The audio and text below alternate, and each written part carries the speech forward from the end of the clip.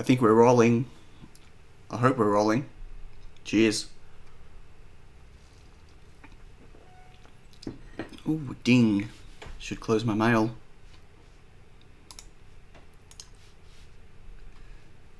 Oh, how funny. The mail that just came in was the email letting me know that my stream had started. So are we live? I hope we're live. I think we're live. We are live. Excellent. Although there seems to be a bit of a delay in the chat for me at the moment. Hey everyone, good morning. It's a little bit cold this morning. I just turned the heater on. Sorry if you can hear the buzzing. Wow, lots of new faces here. Or new names. I can't see anyone's faces. I can see a few faces. Oh, Mr. David Grants has joined us early today. Wow. Okay, we got so many new names here. Hello everyone. Welcome to all the newbies. That's really cool. And all the... What's the opposite of newbies? I don't want to say oldies because that's condescending. All the regulars. Welcome to all the regulars. There you go. I'm going to do a bit of a roll call. I didn't do a roll call last week. I'm going to do one now. So, hello Michael. Hello James. Good morning, Mr. Dave Darko. Just watched the moon stuff. What moon stuff? What did I miss? I was asleep. Hey Marius. Hello Matty04 Electronics. Hello Ian.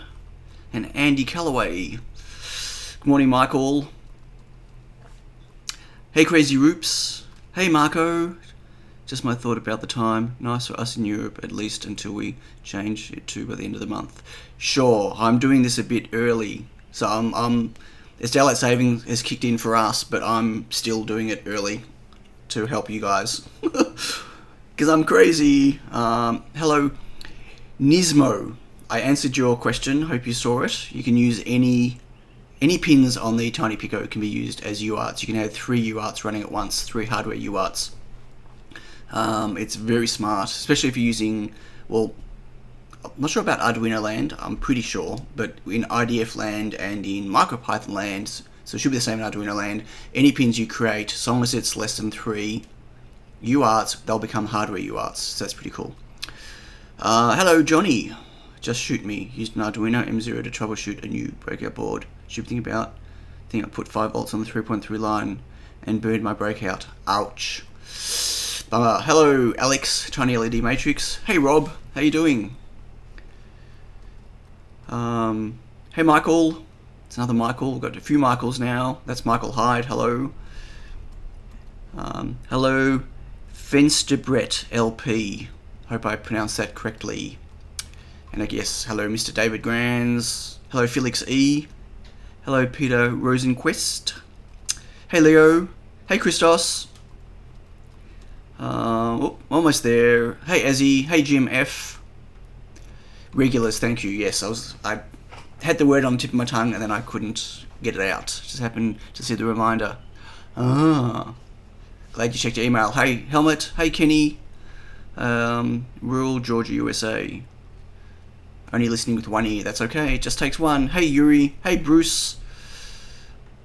And I received a package with a stamp of the Queen on it. Who could that be? Not from me, if there's a stamp with the Queen.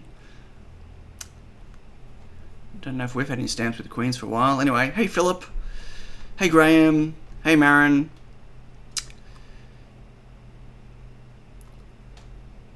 And I think that's it, or no? Hello DIY in the Ghetto. So that's everyone, I think. Sorry, that took a while. Lots of people. Hey Barry. Another from rural GA. Cool. So what time is it in the States right now? Obviously I'm in Melbourne, Australia, so it's 6:30 in the morning here. How long is the stream planned to be? I don't know, it's never planned. I used to delude myself to think that I could do short streams, but I can't. I don't know, maybe 2 hours today? Maybe 3.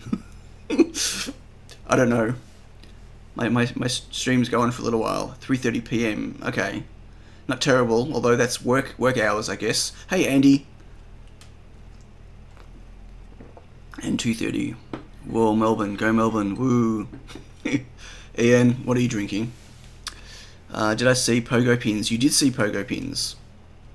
and 9:30 in the middle of Europe. Yes, it's earlier for you guys now in Europe, which is great, because during winter for me in Australia, it's bad for you, like it's really late for you guys. Yeah, lots of crazy times from one end of the US to the other end. Plan, yeah, I'm no good. I can't plan anything these days. I'm terrible at planning. I tell you what though, I'm cold. I'm gonna keep drinking my coffee. So hey Ian, good morning. How you doing, mate? Yeah, I've got a few things to go over today. 17 back. Yeah, I live in the future. Australia's in the future. I think the only people ahead of us is New Zealand and Papua New Guinea, I think. So, living in the future is not all it's cracked up to be, let me tell you. You know, it's not always good to be the first. Sometimes it's easier just to follow along, I think. Can't always be a trendsetter. So, I built myself a panel of these. I'll show you through the other camera shortly. So these are my new IO expanders that have the fix on them for the level shifter, the enable, and I'll go through what I did with that in a moment, and I'll show you. And then I guess we need to have a discussion about how I'm going to test them. I also have a bag of new nano boards, TinyPICO Nanos. Woo! There's 10 boards in here, and I'll show you what's new about those. They're pretty cool. I have a bag of something else that I'm not going to show you. No, well, how's that for a tease? I got a bag of something else I'm not going to show you today, I don't think. No, I can't, because I've got a video coming out, and I have to wait for that video. So, oh well. And I bought a new toy. I got a new toy.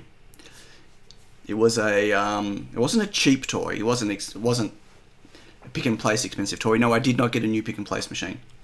I wish and maybe one day, but no, I didn't get a new. It's not quite that big, but I got a new toy, and I'm going to show you the toy. But I'm letting everyone know now. As soon as I show you what the toy is, everyone's going to say, "Show us how it works. Show us how it works." And I'm not going to show you how it works. Just letting you know. Does it have kung fu grip? Does what have kung fu grip? See, I've got a brand new toy. I do.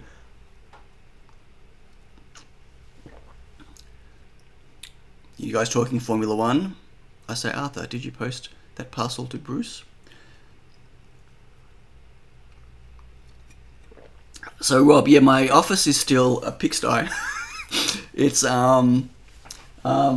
yeah, it's just getting messier every day. I'm still trying to work out how I'm going to work, and I'm still not happy with my streaming setup, just in terms of where my cameras are, and yeah, but I'm getting stuff done, which is great. The good news about the Office Rearrange is I've got a lot more desk space and I've got a lot more storage. The bad news is I've still got stuff on the floor. I haven't put all my stuff away. I haven't worked out how I want. No, it's not a Prusa Mini. We'll talk about those in a moment because I really like them.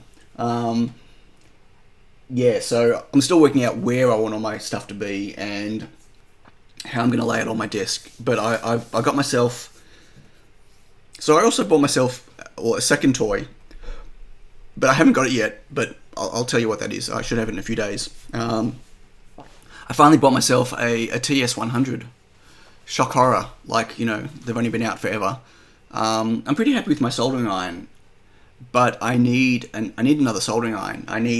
So I'm actually found that I'm still working on that desk, that back desk over there sometimes, and sometimes I'm working, a bit hard to see, so my left, which might look like right to you, I don't know, where my microscope is. Well, okay, hang on, let's just do this. So I'm going to just move the camera. It's going to, sorry if it make anyone motion sickness. You're going to see how, like, my office is a real mess. It really is. Anyway, my microscope is here. Whoops. And that's where I do all my soldering iron and hot air station and my scope and my power supply and desoldering. That's all there, right? So that's where my soldering iron is. But over here, oh, I've got to be careful what I show. That's where my camera is and where I record videos and stuff. But that means I can't use my soldering iron. Let's put that back. Hopefully that'll stay there. That's good enough. So that's my microphone. I'll get that maybe out of the way. So I can't use my soldering iron when I'm recording video, which is a bit of a problem. And I discovered that because I had to record a video yesterday, the day before, quite a long video. It took me over an hour and a half to record the video, and it was a soldering video. And I just, yeah, it's so I needed a new soldering iron. So I could have got myself, I really wanted to get myself another soldering iron with like hot air station, but I don't need 2 hot air stations, I don't think. And I still might do that. But for now, what I did is got myself a TS100, so it's portable, right? So I can use it under the camera, I can use it on the desk over there, I can pretty much wherever I want to be, I've got a portable soldering iron. So I almost got myself the TS80, but I was having some trouble finding a good power supply for the TS80 here in Australia that wasn't more expensive than the TS80. And although I really like the tips of the TS80, they were much more expensive than the TS100. So I just got myself a TS100. So that's cool. I bought it from Australia through eBay, not from overseas. It worked out the same price, but I should have it maybe Friday. So I'm excited to use that. Comes highly recommended. I know Julian uses one and loves it. I know Brian uses his and absolutely loves it. I know they're really nice. I never got around to needing a second iron until now. But I definitely think what I'm going to do is, as part of this rework of the office, is set up like that back desk, I think, where I used to stream from. I think I'm going to set myself up over there with another iron hot air station and some form of microscope, whether it's a digital or optical.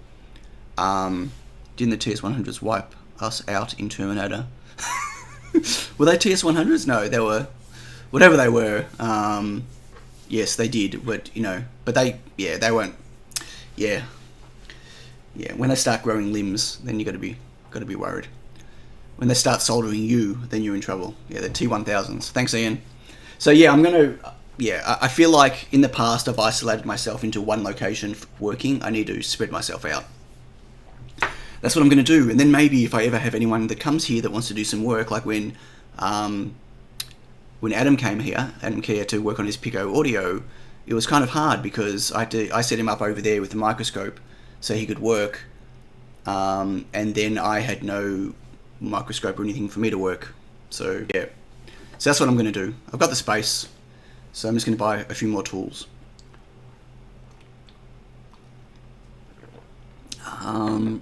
I thought about getting a TS100 also because of the portability, but I already have a very good soldering station. Well, I'm the same. Like I really like my soldering station, even though it's like a Chinese one. I bought Horusty.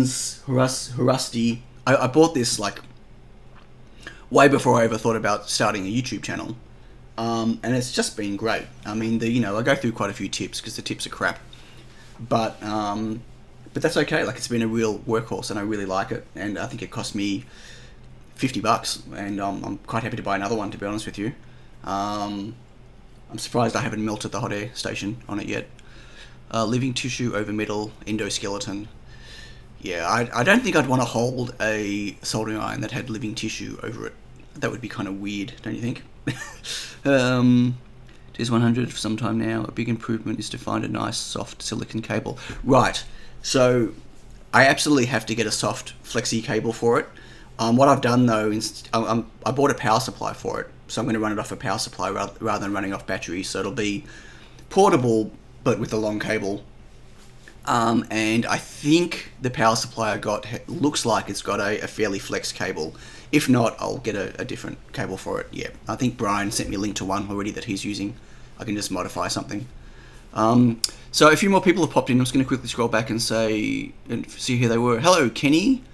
Worked on my toaster oven last night. Should put the reflow master in tonight. Excellent. Excellent. I look forward to hearing how you go. Hello, Imagination 2 from. What's whoa, woo, ah? What's that in response to? I don't know. So a bog of things you won't show us, a toy you won't demonstrate, and you don't have yet, and sounds like a promising stream. Ah, Graham. I'm going to show you the toy. It's a really cool toy, but it's a complex toy.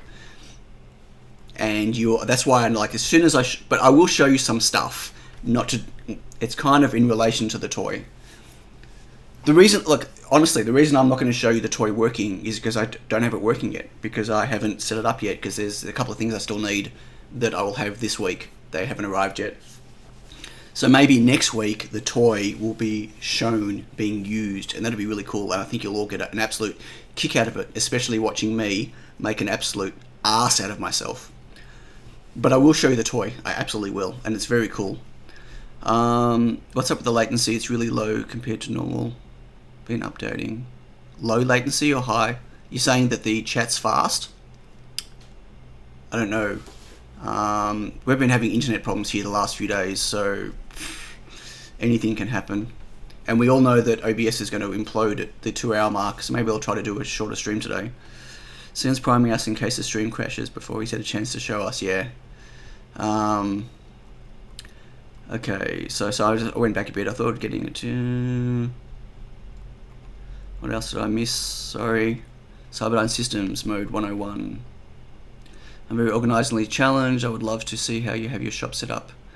Yeah, well, so will I, once I've worked it all out. I did a very big rearrange, and I'm still just not there yet. But I'll definitely do a workshop tour. I've been saying that for a while. You know me.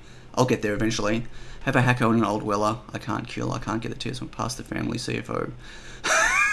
Well, Ian, you need to sneak it through the back door. That's what you need to do. Hello, David.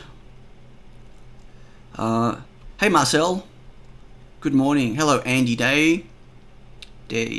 Pronounced Day? I hope it is. I'm sure we've discussed this already. I went to the soldering station. I'm convinced that it will be family soldering station. Wow, that's nice. Get your dad. Yeah.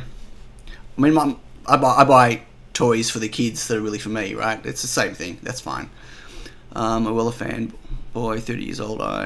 Yeah, the old Wellers are great. The new Wellers, well, the cheap Wellers are cheap, as we all found out if you watched Davey's channel, Davey Jones.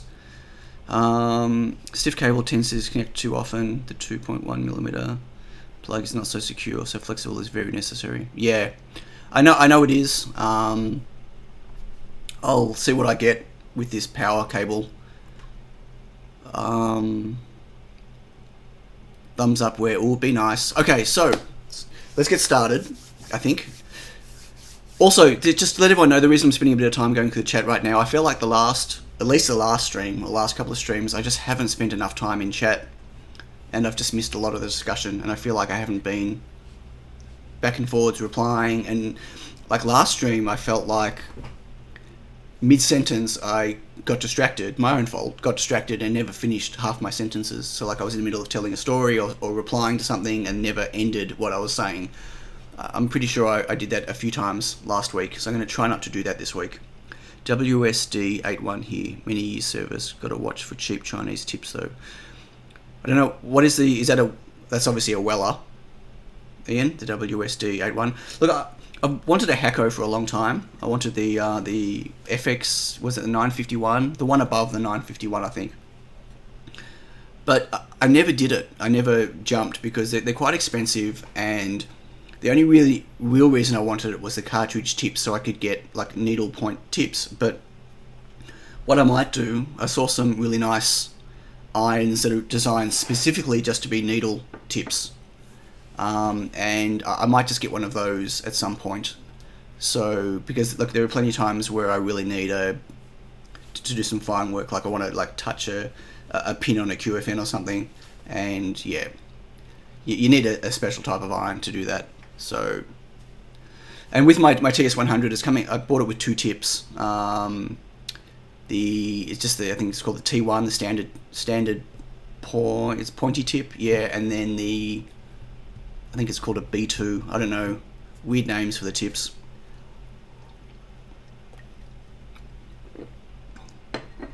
FX888. Yeah, the FX888 on the FX, the 880D or something.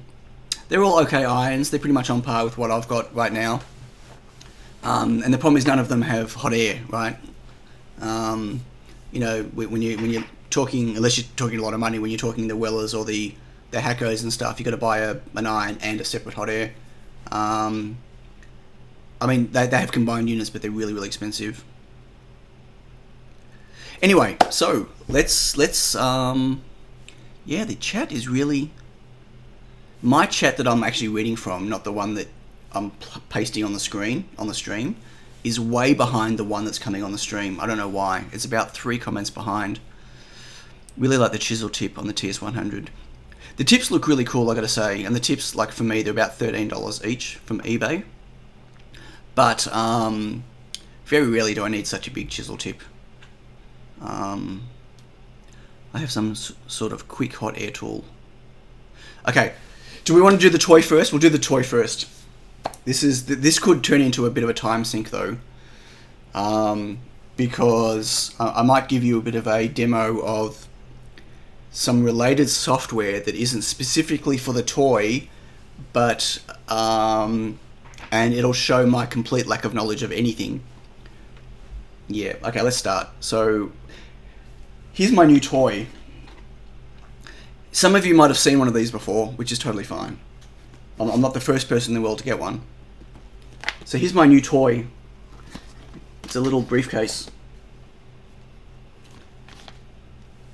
Anyone want to guess what it is? Quick 861DW. What is a quick? Oh, right, okay. I thought you were saying quick. Hey, Larry the Lance. Out of interest, are you friends? No. I don't know Dave personally. I'm pretty sure he has no idea who I am. The only thing we have in common is we both have YouTube channels. Australia's a very big country, right? I mean, our population's small for the size of the country, but yes, very big country, and most of us don't know each other. Just saying. No, I don't know Dave. One day, maybe I'll get to meet him, maybe at a show or something. I do know Mick Hellstrom from Mick Makes. We're mates, so we've caught up before and we chat sometimes. But no, not Dave. It's a lamp. Looks like a crimper. Congrats. But it's not a crimper. It's not a nail gun. A Dremel. No, it's not a Dremel. That's way too small for a Dremel. I've got a Dremel in the office. That looks familiar.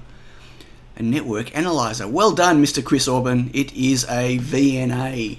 It is. And Chris just beat Alex. Just. Hey, Jack With. No, it's not a logic analyzer. I showed that last stream. That's my DS Logics over there. Does anybody know Maker Moke, the always user modded iron? I'm not sure what that is. I'm currently building a power supply control unit to drive a Weller micro soldering pencil, so I can recycle a pencil where the cable broke the plug. Oh, okay, cool. Needs set up, so not a crimper. Looks like a big Weller soldering gun. No. Toy portable logic analyzer. $50 one. $50 one? No. Okay, anyway, it's already been guessed. It is a VNA. What? Mick's webpage has disappeared. Has Mick disappeared? Mick's been very busy doing some contract work. I didn't know his webpage was down. I'll have to find out what that is. Does this do more than 1 gigahertz? Well, it would be pointless to me if it didn't do more than 1 gigahertz, right? So, let me open it up. So this is a, okay, sure. I'll still do it through this camera for the moment. Wait, now it's getting too hot in here. Sorry. Hit her off. So, I also wanted to say the pick and place machine you have is really nice. Thanks, Larry. So Larry and I have been chatting on my last video on the nozzle, Dukey nozzle video about pick and places. He's been ribbing me a bit, but that's okay because he gets to work on the most amazing pick and place machines. Like we're talking about, you know, the $500,000 pick and place machines that can do crazy stuff like assemble parts on wafers, right? Bit of a difference to my pick and place machine. So he's been ribbing me a bit, but it's been good. It's been okay. So thanks. So this is a mini VNA Tiny Vector Network Analyzer, a VNA. And this one goes from 1 megahertz, as you can see, to 3 gigahertz. Now, you all know that Wi-Fi, or at least Wi-Fi that we're playing with right now, is 2.4 gigahertz, which means I can use this to tune my boards for Wi-Fi and Bluetooth. You said you were not getting a VNA. I did say that. What I'm not getting is a $10,000 Roden Schwartz VNA. As much as I'd like to, as much as I'd love to, but I've been looking at these for a little while, and so the original of these, which is comes out of Europe, they're blue, and it's called a mini VNA Tiny. They're about €600. That would have cost me about $1,200, and for $1,200, it wasn't worth me getting a VNA. Not when what's 17,000? I don't know what that's about.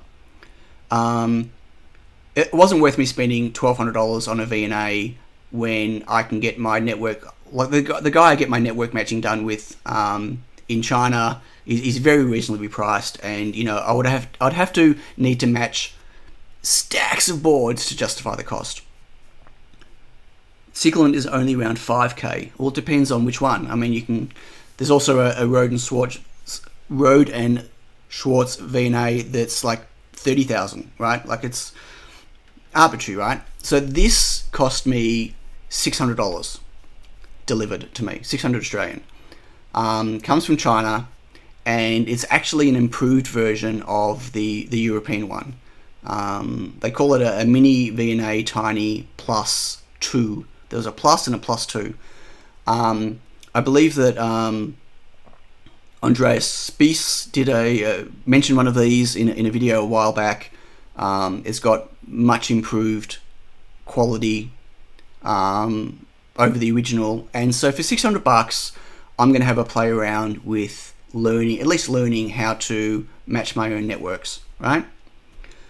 What do you use a VNA for? Right, so a VNA, a vector network analyzer, is used to basically to inspect and match RF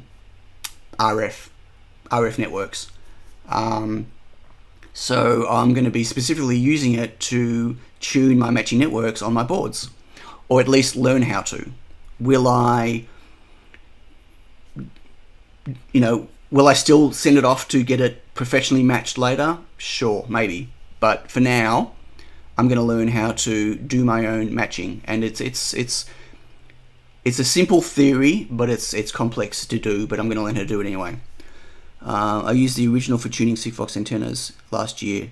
Right, so yeah, they've got multiple versions. There's one called just a mini VNA, which only goes up to, I think, 950 megahertz.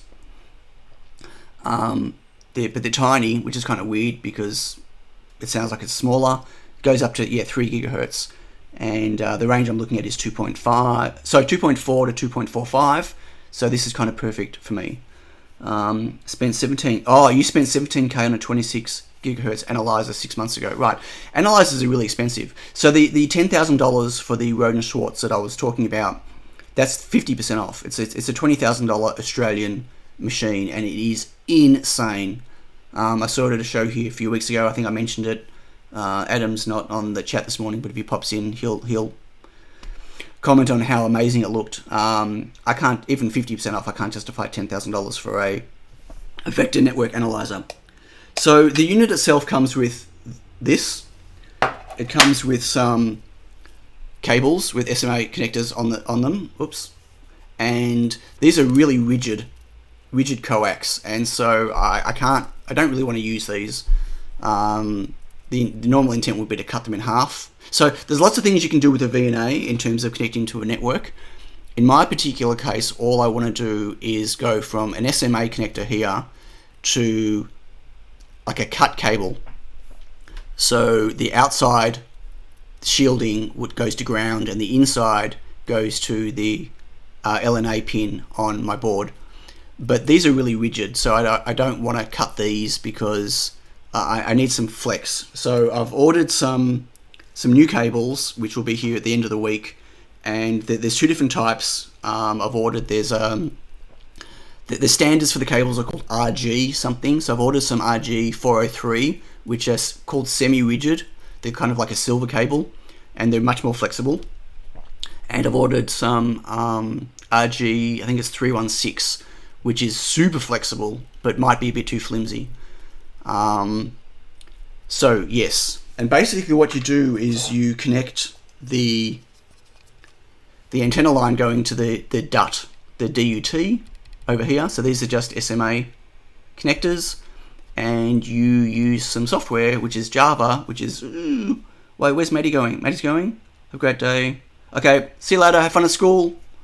To, yeah, basically plot your SWR, and then, as I'll show in a moment, using Smith charts to work out what your matching network needs to be to bring it back to a one-to-one SWR. NB equals narrow band. What's that? I don't know what that's from. I just sent my first Hello World message through NB-IoT network. Oh, cool. Where are you located, Aaron?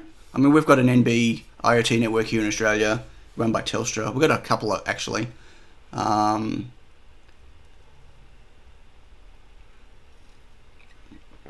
Schools should use VNAs to teach antenna theory and physics.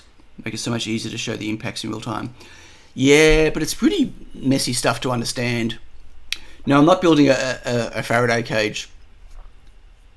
No Pico in the name, not the right tool for you, Sion. Very funny. He's becoming a Russian hacker. No, I'm not. So yeah, if you've got any questions for me, please just at me again, just in case I missed it while I'm talking. So what's into it, like one of the things that put me off from buying a VNA up until now, apart from the fact that it's the whole thought of me going that far into RF, just, I don't know, like there's so many things I want to do and learn still. Like I feel like I'm still like 10% knowledge of where I want to be and all the things, you know, FPGAs, and I want to do much lower level firmware stuff, and anyway, I feel like learning how to use a VNA was just so far out of the realm. And also I felt like I wasn't set up here. Like, you know, you joke about a Faraday cage, but like, you know, there's no point getting a VNA and trying to match networks when you're in an environment that, for instance, could be really harmful harmful meaning intrusive to matching a network, right? But then someone mentioned to me the other day that basically in my environment, I'd be tuning my network to be used in a real world space. Like my TinyPICOs and everything else, they're hobby boards, they're development boards, right? They're not going into a hey Mike, yeah, the problem with the Nano VNA is they only go up to like 950 megahertz or something. There's nothing at that price range that goes to 3 gigahertz. This is the only small thing I've ever found that goes to 3 gigahertz, or this in the original version of it and stuff.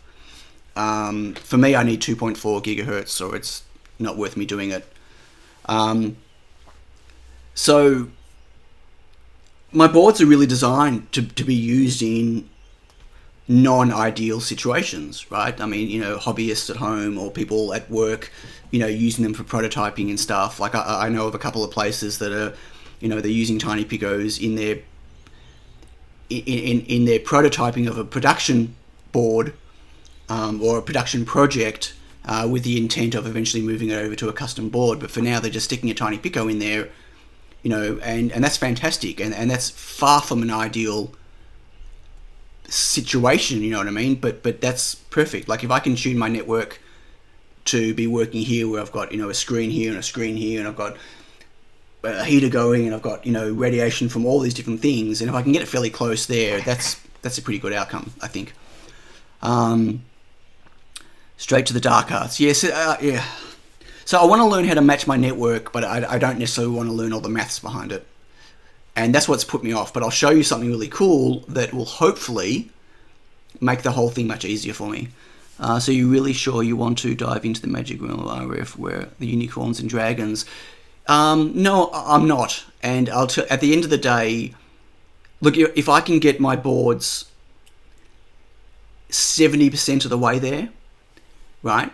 then it's much easier then for me to just hand it off to someone else to get it better, right? But I don't know, like it's knowledge. Like I want to learn for $600. I have a tool now that hopefully I'll be able to learn. And even just since I got it, I only got it yesterday, by the way. That's why I don't even know how to use it yet, and that's why I haven't got my cables yet. But since getting it and making sure it works and plugging it in and stuff, and then getting some software that I need for it, I found some software that makes understanding Smith charts like a no-brainer. Well, kind of a no-brainer. Understanding them without knowing the maths behind them, I should say. I think it goes to 2700, but it's not super cheap. Probably about half what the Mini VNA is. I don't know. Okay, I've not heard of that NS121 SA. 2 words Faraday cage. No, 2 words. Well, that's 3 words. I was going to say going to prison. I'm pretty sure no, anyway. Effectiveness of the VNA is dependent on the software and stability of the VNA tracking source. Sure. This is not professional grade equipment, but there are plenty of people that use it to get by, and I think I can get by with it. You know what I mean? Again, if I can match most of my stuff here, so at least it's better. I'm still happy to go, send it off to my guy in China. What about using a local university lab to help? Firstly, I don't know of any local universities for me. Like local for me means 40 minutes away. I don't know anyone at these places. I don't, and like I can find people that can help that even have tools, but that's getting someone else to do it. Like I want to learn how to do it myself. At least to understand.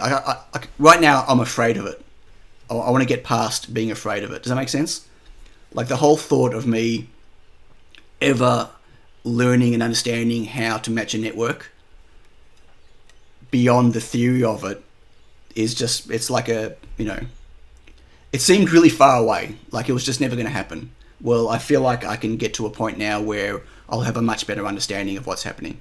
Like already since yesterday, I have a much better understanding of what the matching network's doing, like what the PI is doing.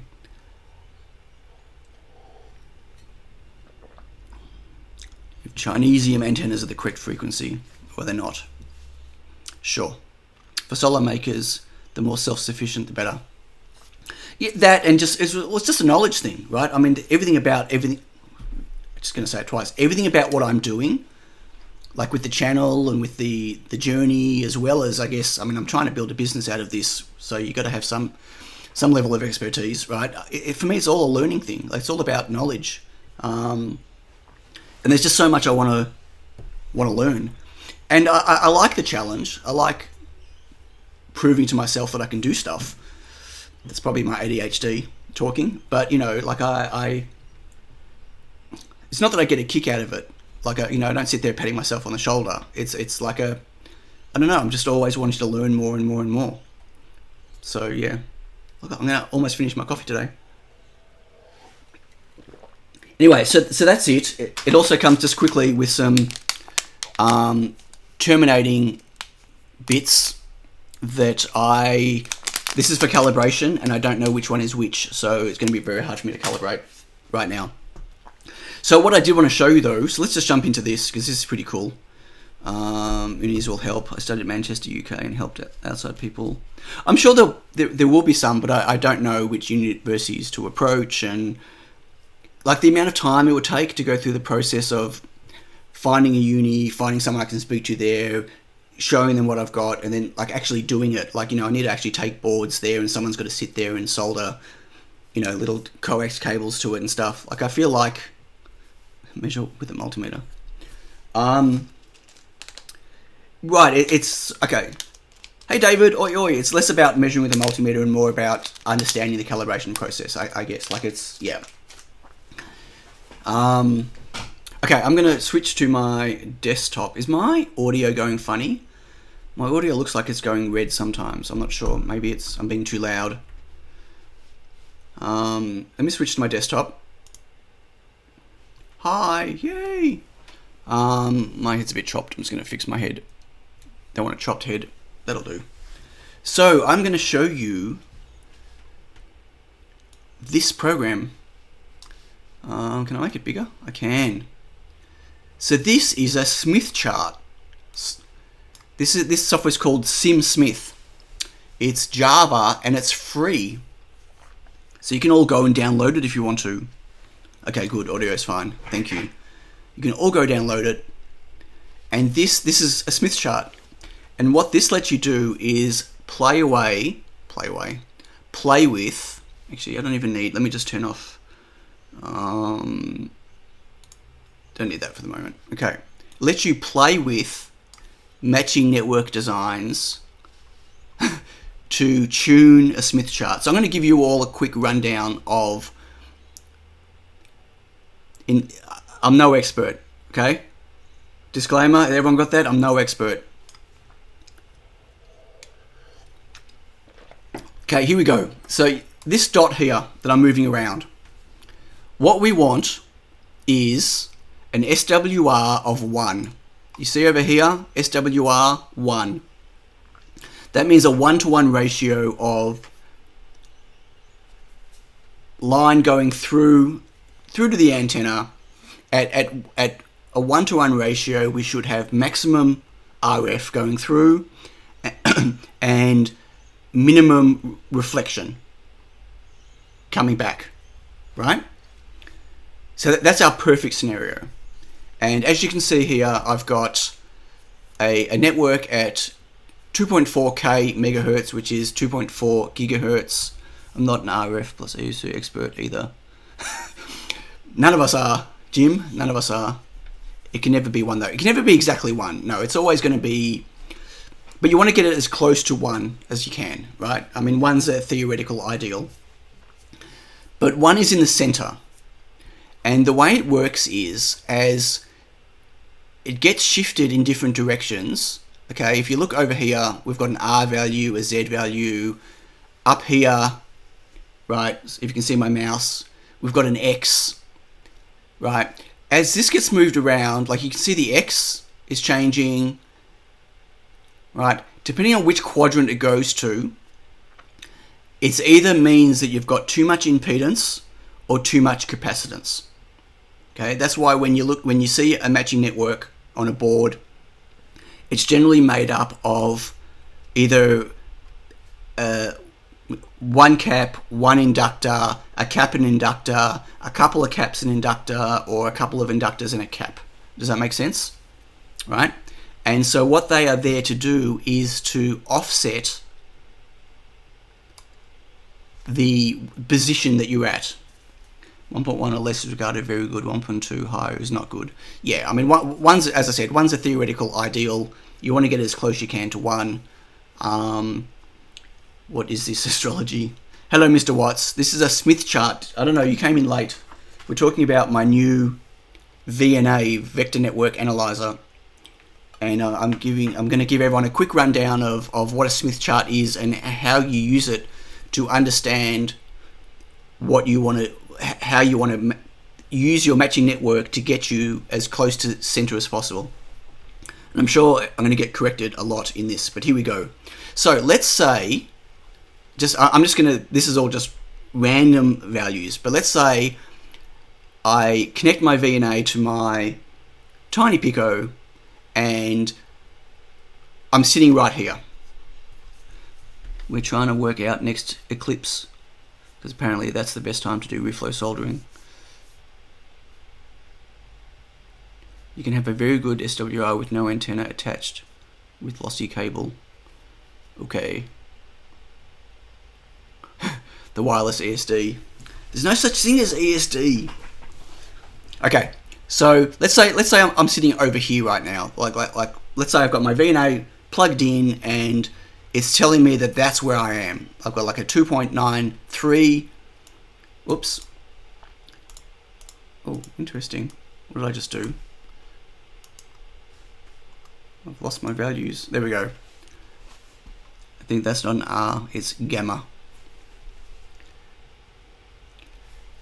I don't know what the capital R, small r, X and Z's and everything else is right now.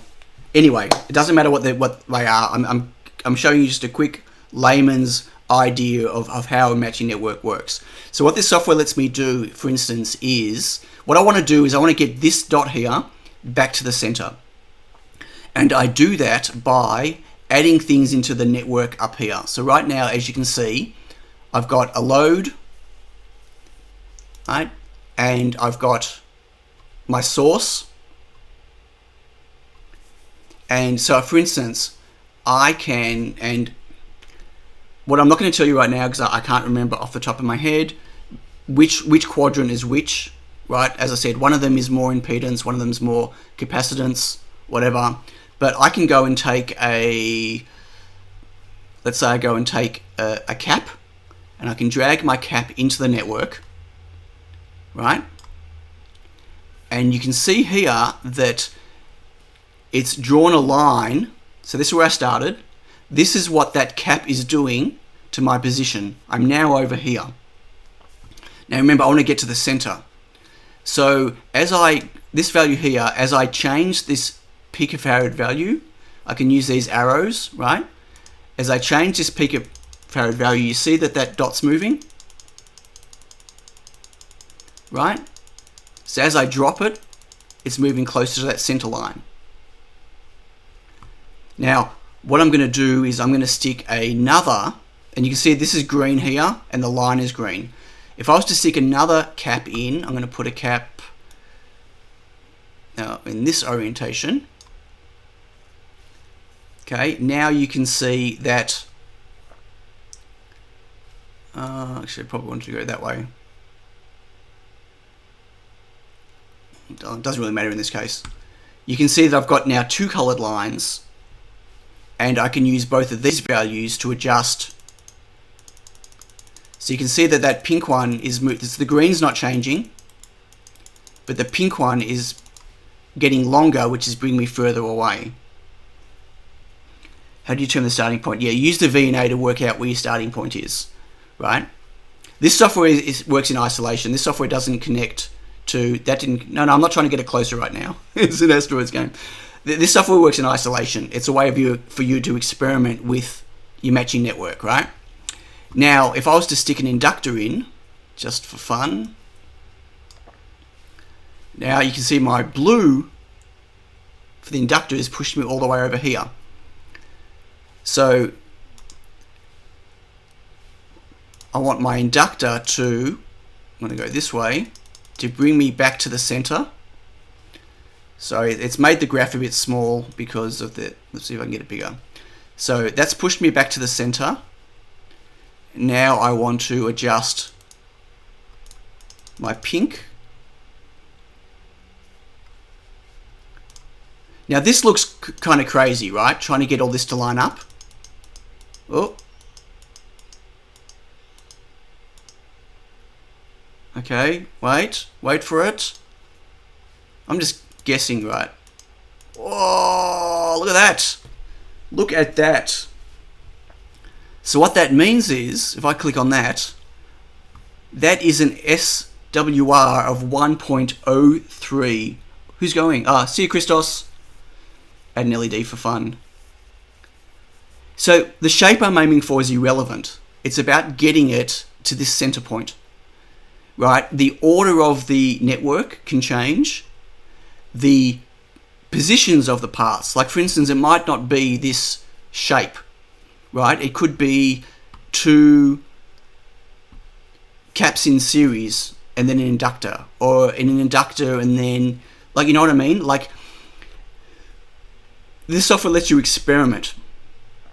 So I just chose this particular shape because this is kind of the shape that I use for TinyPICO, and I managed to adjust these values to get it. Can you put in the actual TP values? No, I can't because I don't know what they are. Hey, Andy Mouse. And I don't know what they are. Oh, you mean the TP of my matching network? No, there's no point putting my TinyPICO matching network values in here because I don't know what my starting point is.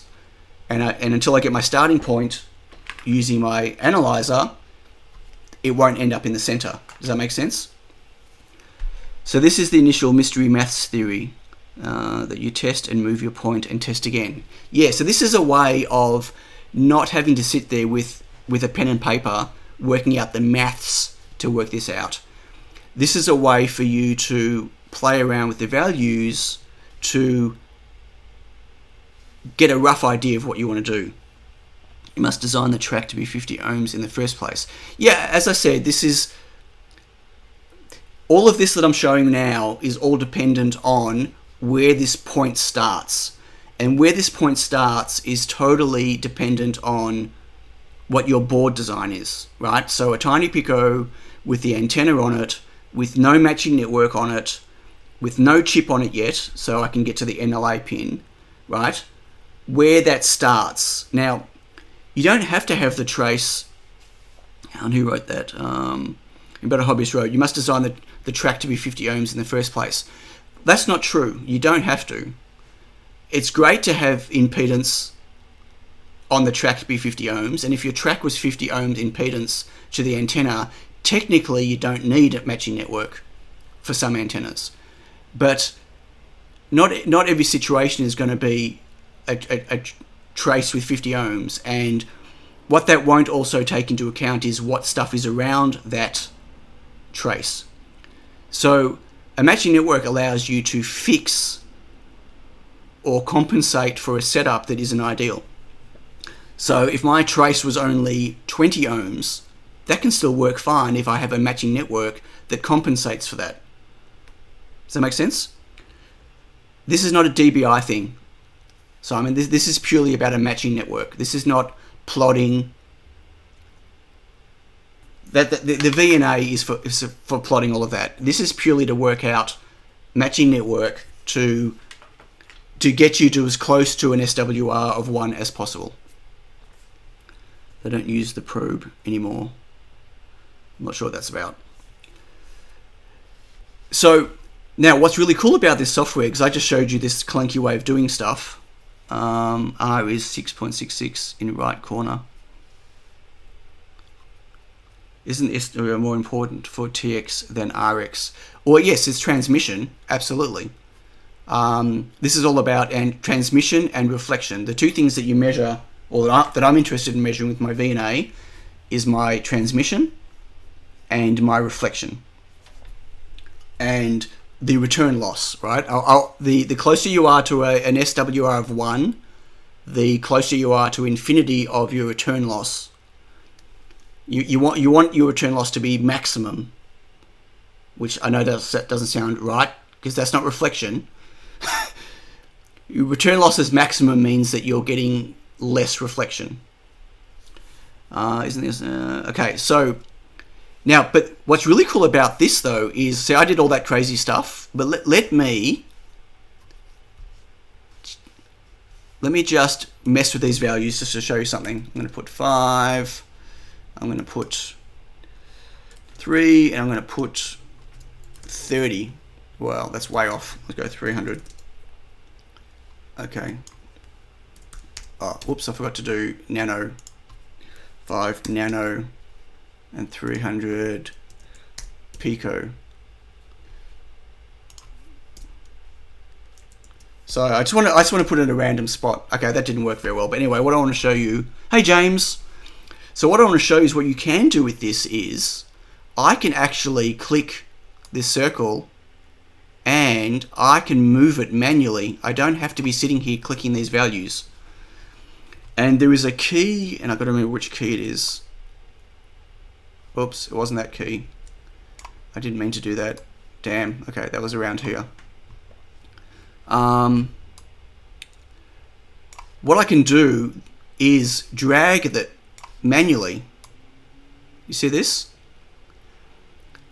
So I wanted to show this last because I wanted to show how clunky it was to do it, and then what this software lets you do, which a lot of other software doesn't let you do, is you can just right click and drag them around to get them where you want to be. So if this was starting, let's say over here, right? Well, then obviously having my inductor here is probably a bad thing. So I probably want to, can I go that way? Right. So then I can drag, and then if I go,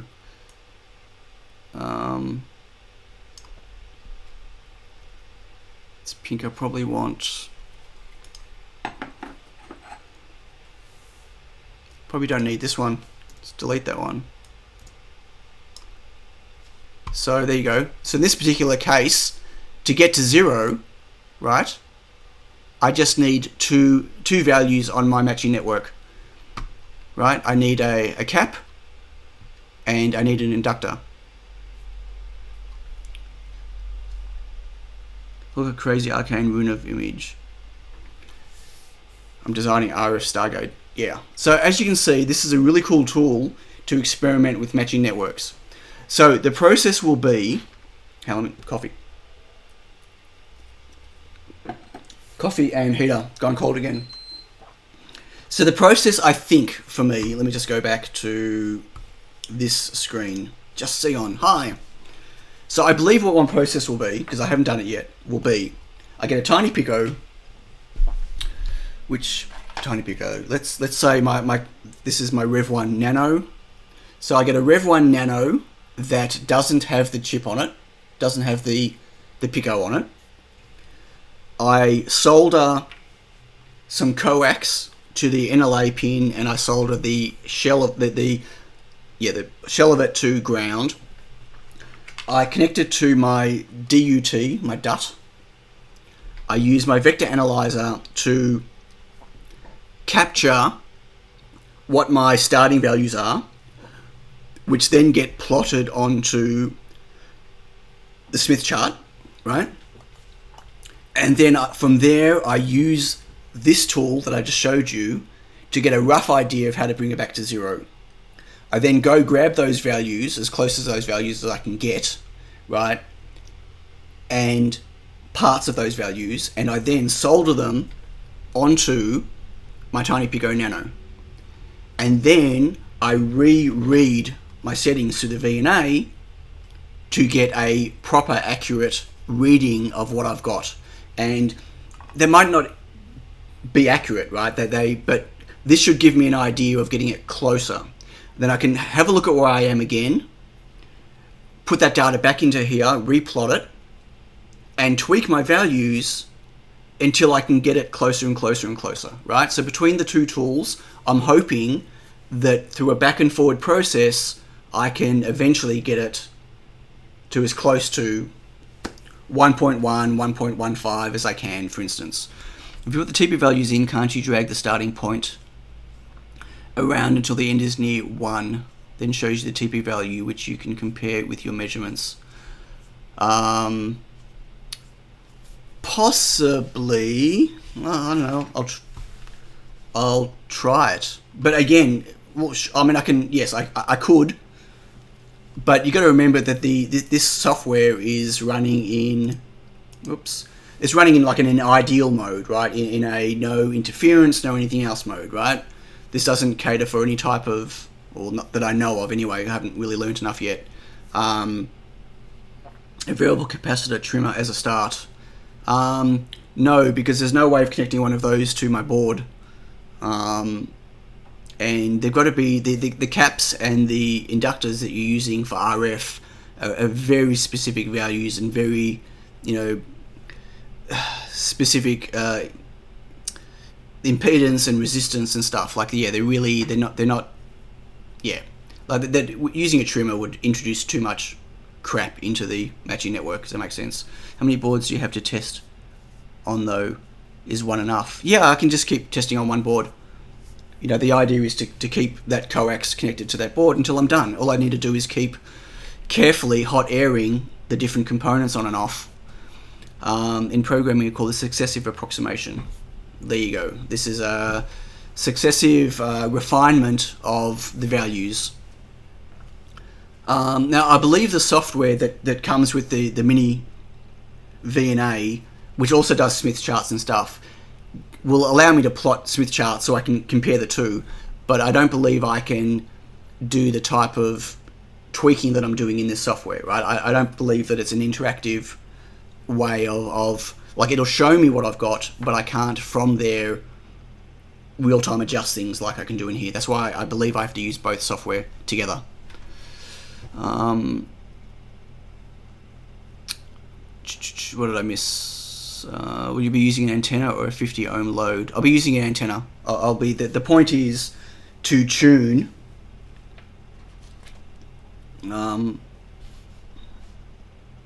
Let's go over here. The point is to tune my Fractus antenna, right? Just zoom in. So this is my Rev 1 TinyPICO. It's not very bright. Let me just see if I can increase the brightness. Oh, really? Wrong button. Set. Okay, it's about as bright I can get.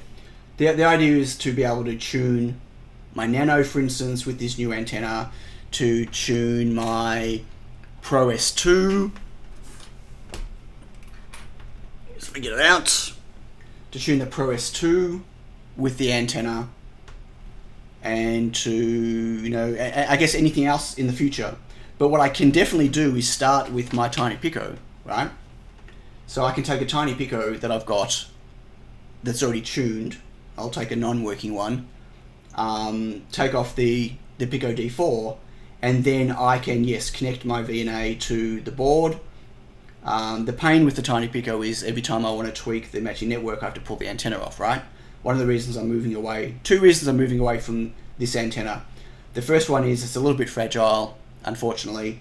And the second one is the matching network's underneath, which was a really smart choice to make the board small, but really bad when it comes to fixing them if they need rework or tuning it.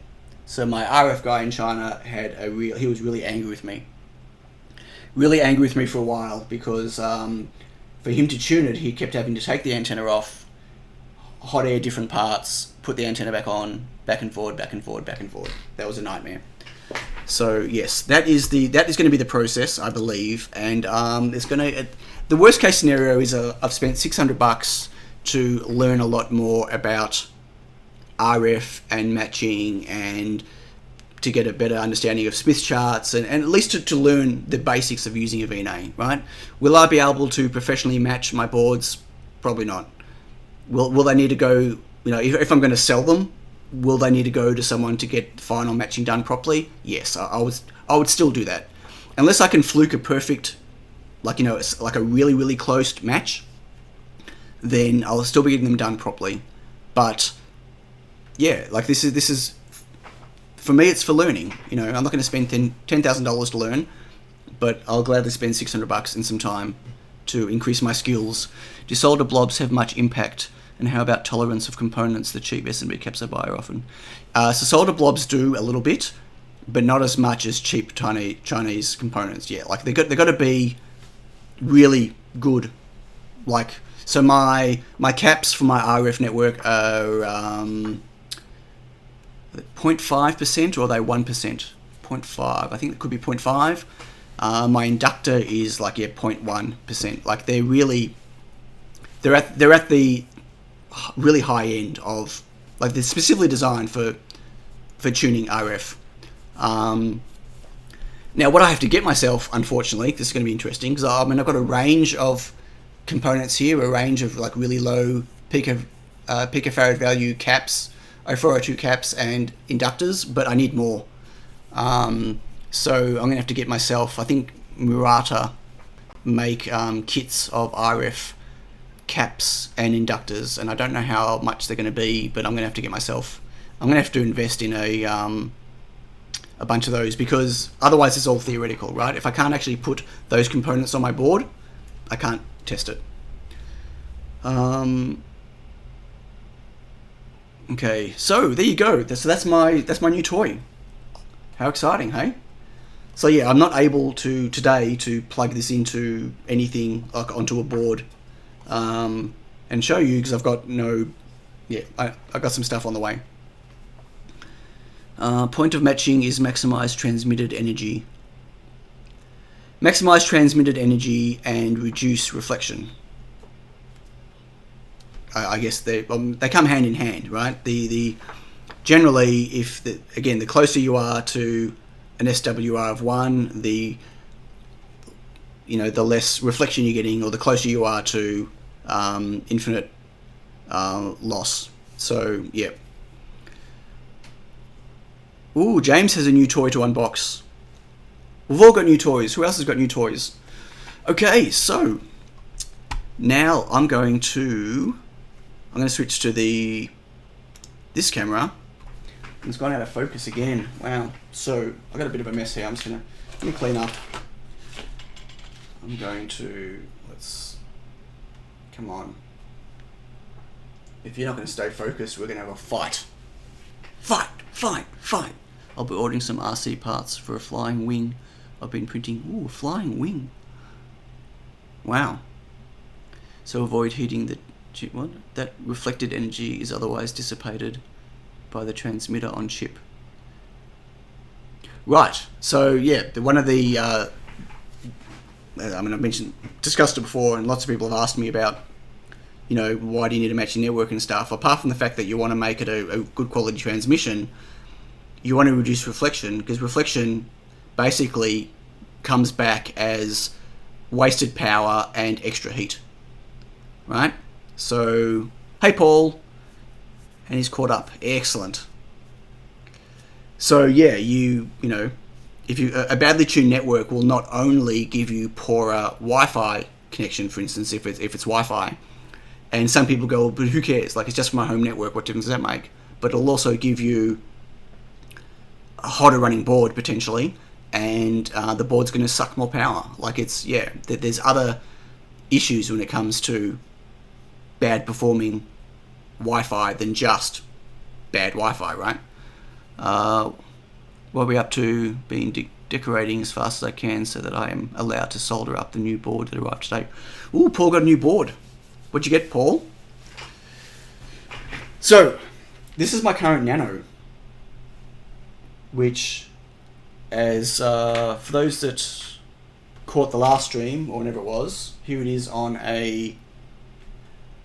my breakout board that I made for it, and it's got the little bodgies over here because there was a manufacturing problem on the 3 volt and the 5 volt, but not on the ground cancellation. That's all been rectified with JLC PCB, which is great. And so in fixing that, I also decided to make some changes to the board. And so what I've done is, let me just open up this bag, show you my new ones. I can find my knife. USB 3, you mean USB-C? Got my ladder new BMW 120D M Sport 4x4. What? And try one with network.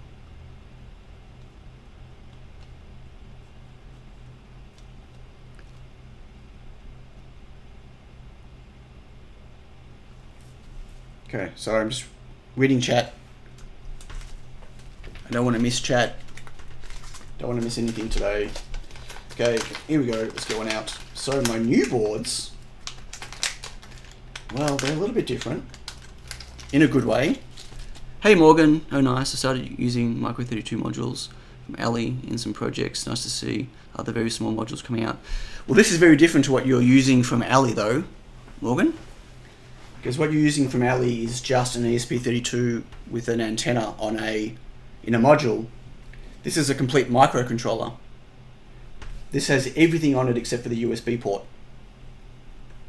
So it's got ESP32, it's got extra RAM, it's got 3.3 volt regulator, it's got a USB chip on it, it's got LiPo charging, it's got everything. This is a full microcontroller. This is exactly the same as the TinyPICO, different antenna. It doesn't have the APA on it, and it doesn't have the USB. Otherwise, as in the USB port, otherwise it's exactly the same. And it's pretty small. Let me just go get a room 32. Hang on.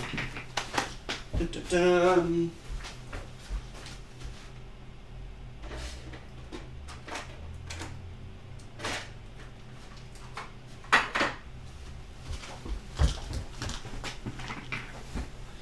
So you're talking about one of these, Morgan? Yep. A room 32. So yeah. So that there, I mean, that has a little bit more I/O broken out, but that there is just an ESP32 and antenna. You can't do anything with that unless you stick a 3.3 volt regulator on there, or unless you're powering it somehow with 3.3 volts externally. You've got no USB connection unless you put USB connectors on it, or you stick some type of other programming header on there and stuff like that. Hey Renee. That's okay, you can call me Sean. New toy ordered, should be here by Xmas, AMG. Really? Nice. I'm jealous. I'm driving a Honda Civic. Oh well. Just checking in. A Micro 32 is a smaller version of the room. How much smaller is it though? Micro 32. Do you have a link to it? Oh, you might not be able to post it. Does anyone have a link? I'm gonna have a look. New. Is it a Micro 32?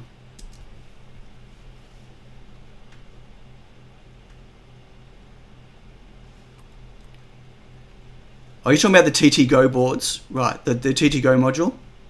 Okay, yeah. Okay.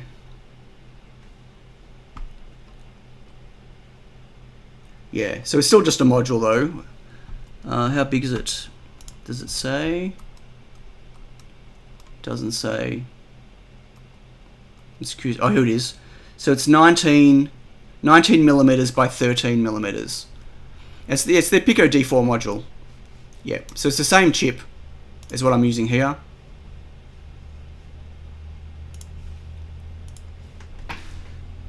Yeah. So my new Nano is, here we go, dun, dun, dun, dun, dun, smaller. It's a tiny bit shorter, but it is narrower. And it has more pins. How small is that? I mean, yeah, I guess it's still... Do you have an idea of how much smaller it is? There we go. I mean, that's pretty tiny. So what is this? What is it in size, actually? So it's about... I can tell you how big it is in a moment. I'm going to find out. I'm curious now. But as I said, remember, this is a complete microcontroller. The only thing you need to add, or you need to put it on something, right, is a USB port. That's it. And it's ready to go. Including LiPo charging. Yeah. Where is it? I did know how big this was, but I can't remember. So I'm about to find out again.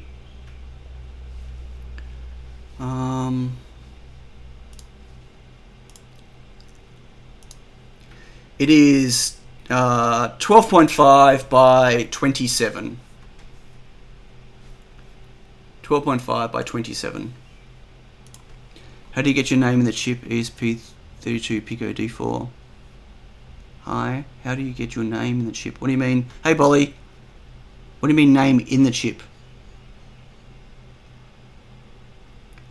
Yeah, chips, it's incredible what they squeeze inside a chip these days. All your pins belong to us. Better layout. I think it's a better layout. I've moved the antenna over to here, to the other side. Got my matching network over here. Both my matching network layouts for the antenna are unorthodox. But it's matchable, right? The whole point of the matching network is I can compensate for that. If you flash, it reports the name. Right, so, well, you can't.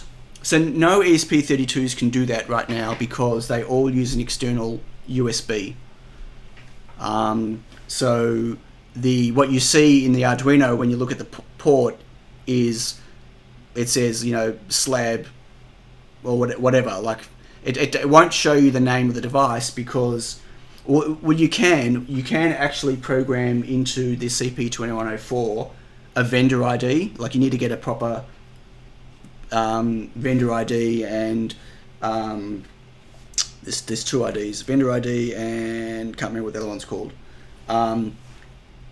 Otherwise, it uses the built-in one. But with the new ESP32 S2, which has built-in USB, you'll be able to set your vendor ID on them and stuff. And so when you plug it in, I could potentially make it appear as a Pro S2. Yes.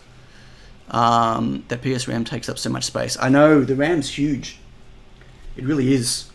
And so's the flash. Like, so if you look at my Pro S2, so, you know, there's the RAM, and that's the flash.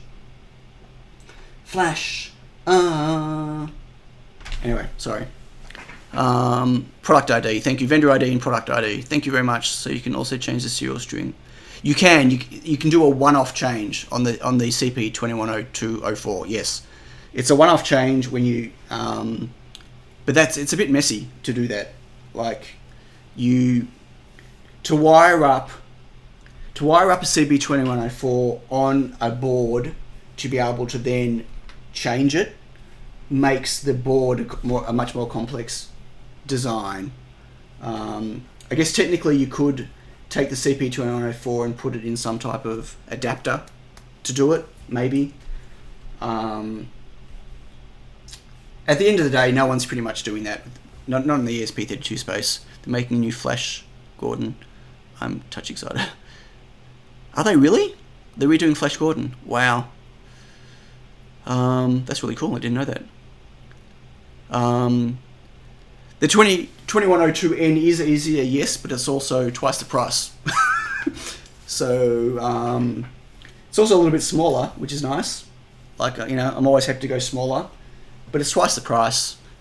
The CP2104 is an end-of-life product, unfortunately, but there's still plenty around, and I'm going to keep using them for now until I'm only building S2 and S whatever boards in the future with built-in USB, and then I won't have to worry about it.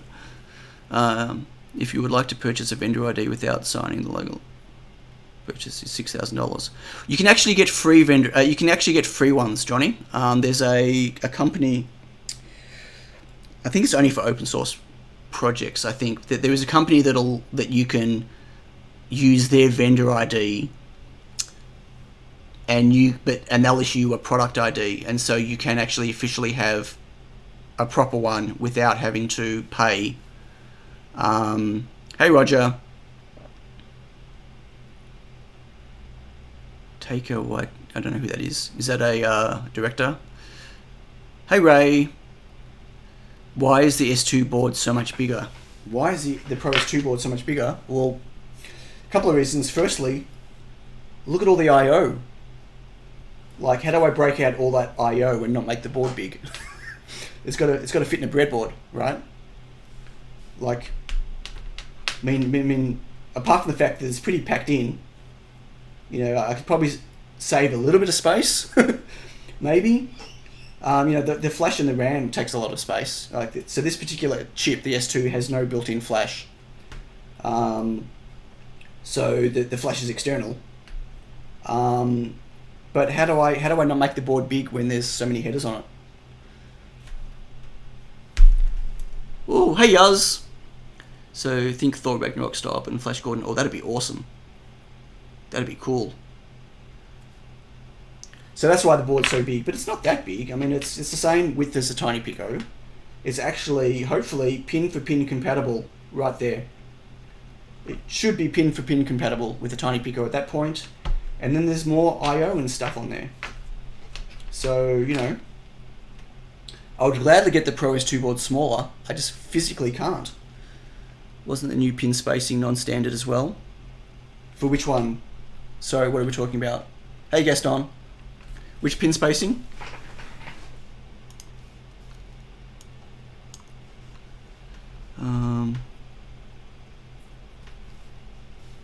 Okay. Oh, you're talking about my Nano pin spacing. With FTDI chips, it's very easy to set NPD, but it's very expensive to get them. Yeah, FTDI chips are super expensive. And there are still driver issues on the Mac. Oh yeah, off to work we go. Earworm, you're welcome. What? Hey Chuz666. So these, you talking about on my Nano? Or you talk, wait. Guys, when you ask a question like that, you need to specify which we're talking about, because obviously I've got a few boards sitting here right now. So which one are we talking about? My Nano is using using 2mm spacing. 2mm instead of 2. This was using 2.54. This is now using 2mm. There was only one other I/O I could break out on my new Revision Nano, but it wasn't worth me making the board bigger for it, so I didn't.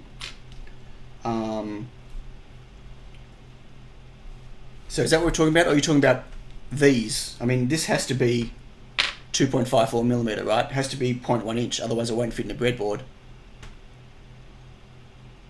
What's earworm? What are we talking about? Can you explain it to Sion? Yeah, please explain to me. I must have missed some chatter. What did I miss? Quotes. Some microcontroller manufacturers offer a free or low-cost sublicense of their vendor ID for development, testing, and limited production. Okay, interesting. But embedded hobbyists, I mean, Espressive can't do that because they have no. Right, I see what you're saying. I don't know.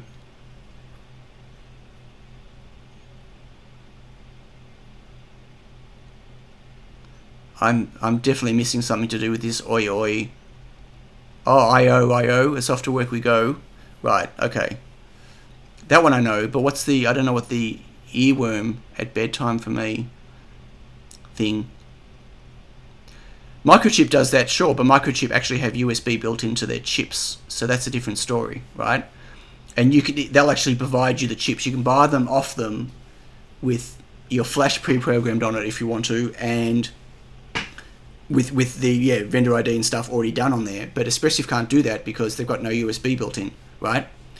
I don't know if you can go to Scilabs and okay, yes, you can go to Scilabs and get them to do it, but I wouldn't even know what that would cost to be able to do that. So the spacing on the new Nano, reasoning about difference of size boards, the Nano won't fit into a breadboard. The Nano is not designed to go into a breadboard, right? It's meant to be included. It's like a module. Like this won't go into a breadboard either, right? It's a module that goes onto a board, but where you don't have, like, you can just plonk this on a board, put a USB connector on it, and whatever other stuff you want on the board, and not have to worry about any of this stuff. This does everything else for you, right? So it's a full ESP32 development, a full ESP32 microcontroller board. I don't know what to call it. Fully featured board. So, for instance, just saying, right? So here's this is just an old board for my laser segment clock, right? So all of this over here, I've got an ESP8266 module. I had to stick a CP204. I had to put an LDO. I had to put all these caps and resistors and all this stuff, right? See everything here? Right, I could just stick that on there. That there does all of that, right? And then all I need to do is connect it to the USB and I'm done, right? And then everything else I want to put on my board. So it's just like sticking a module on, but a module it doesn't have everything else you need. Does that make sense? So, I mean, there's no point me making just a module because there's already modules available, right? And I can't compete on price with, China with this type of stuff. This is a complete drop-in solution for your project if you want an ESP32 on there. We do external parts. Alt signers are not affected. Okay, I didn't know. Yeah, I've not really looked into the USB licensing stuff. It's not really something I need to worry about for the time being. An earworm is a small ditty you can't get out of your head. Oh, I didn't know that. Okay. Thank you, Sam. And hello, Sam. Hello to all these new people. And hello to anyone that's joined the chat since I said hello to everyone. Again, a daughter board. Yeah, I guess you'd call it a daughter board. Microcontroller module seems like a... Yeah, not really, because I mean the microcontroller itself is that, right? The ESP32 Pico D4 is the microcontroller, so that is also a microcontroller module. I guess that's got a ESP32 inside it. I'm not sure what to call it yet.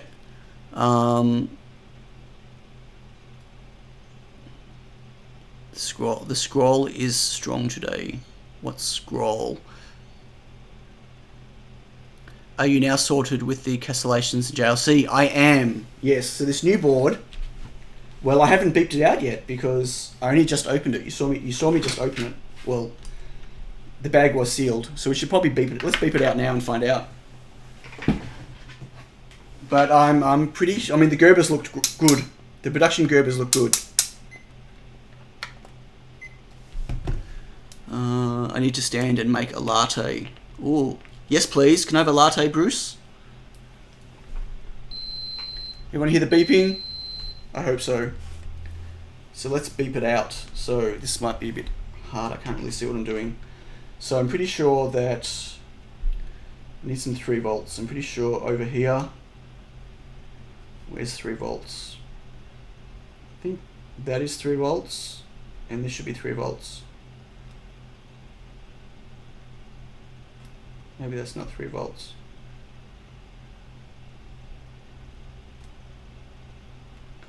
Ooh, I hope this is good. I can't see. I need a magnifying glass. I can't see where I'm touching. Wow, let's start off with 1 second. Let me just bring up my board view so I can actually see what I'm doing.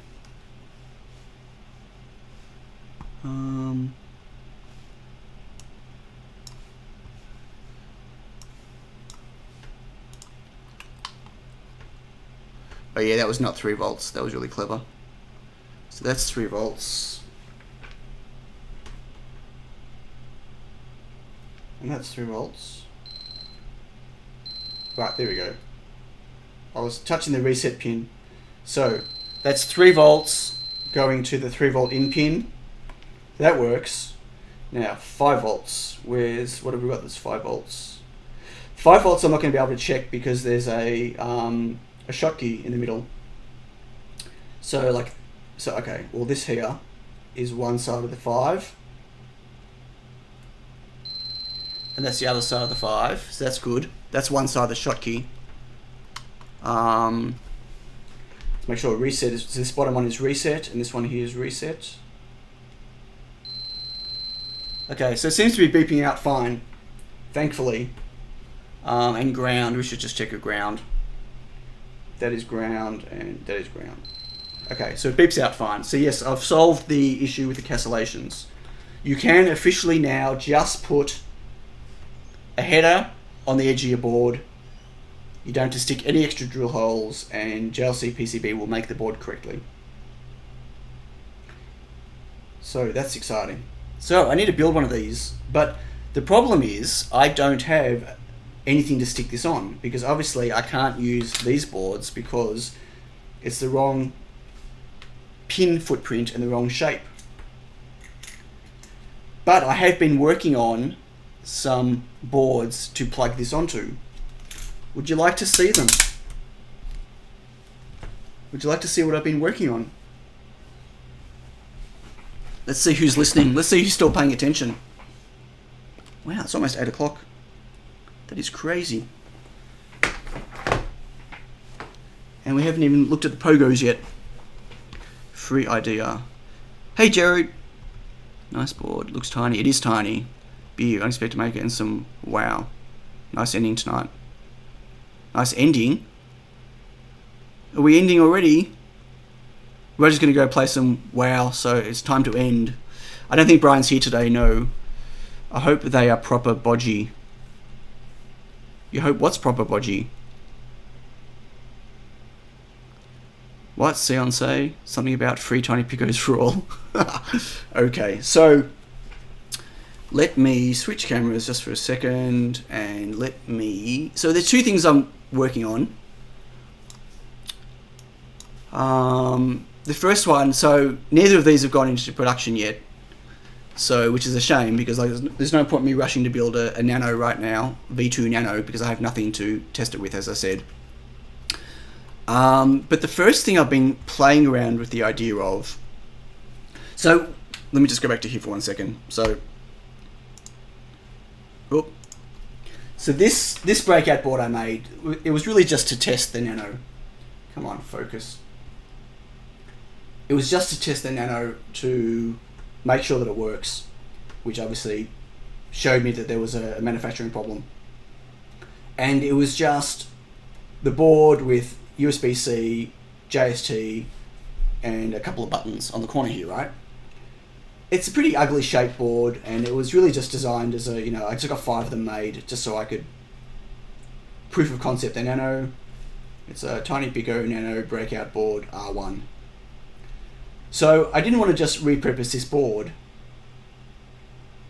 So I instead thought I would do this.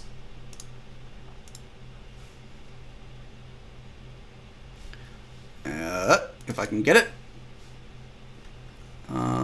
Yes, I do. Switch camera. I decided to make a breakout board. Let me just go to that view. In a feather format. Oh, you're not doing it now. What am I not doing it now? The board you're putting it on. I haven't got them made yet. I haven't even finished this board yet. So OCD got the better of me. Have you deliberately removed the bulb in ceiling that is above your head so that it doesn't interfere with the camera? No. Oh, no, it's gone out. Well spotted. No, it's...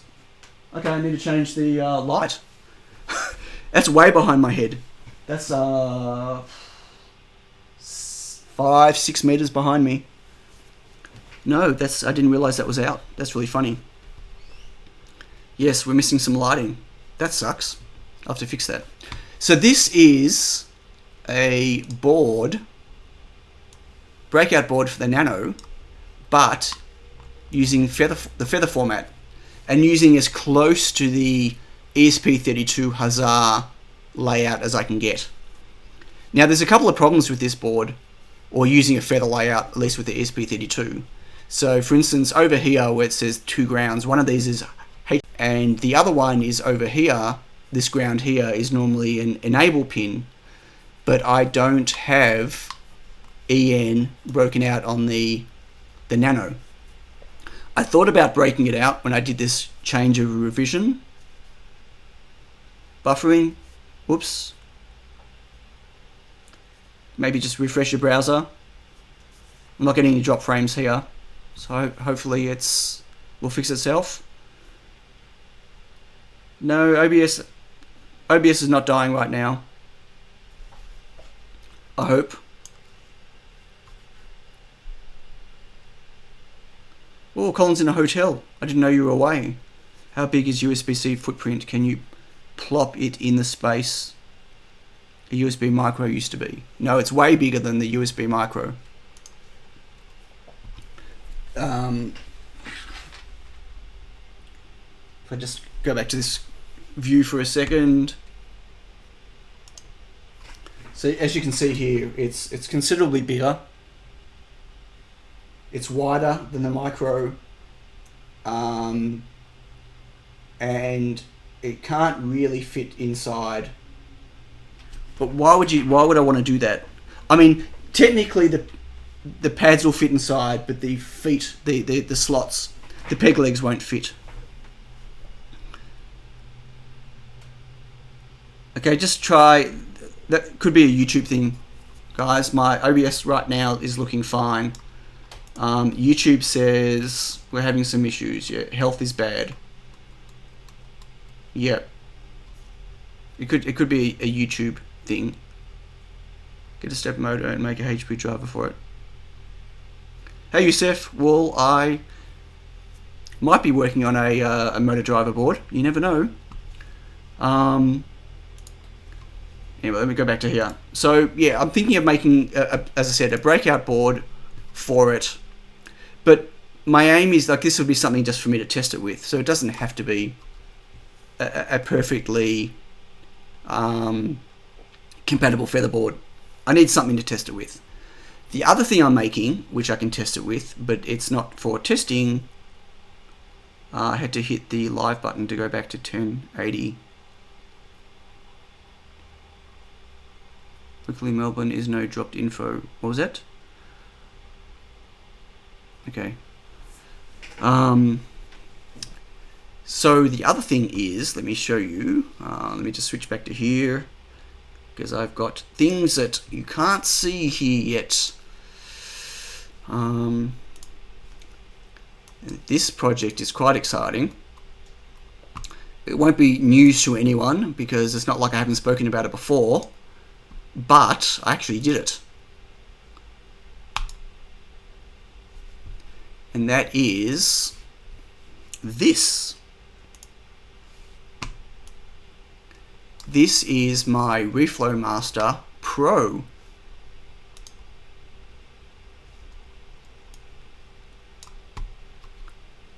So an ESP32 based Reflow Master that uses a Nano, at least for now anyway.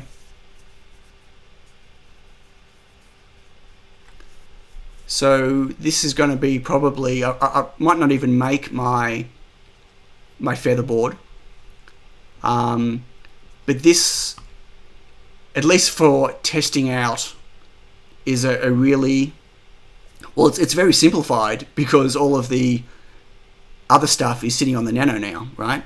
I mean, basically, as I said, the Nano is a complete microcontroller with everything. All I had to do was add USB, and I've gone again. All my stuff from now on is going to be USB-C, folks, just letting you know. But it's still got the 4 buttons on the side. It's got 2 thermocouples, and it's got controls for 2 fans, although technically they can be anything. You can connect SSRs to them and you can drive whatever you want. They're 5-volt fan inputs, but if you drive an SSR through it, you can drive AC fans if you want to. You can drive whatever you want. You've got relay, obviously, controlled by 5 volts, and buzzer. There's an option for an emergency stop switch.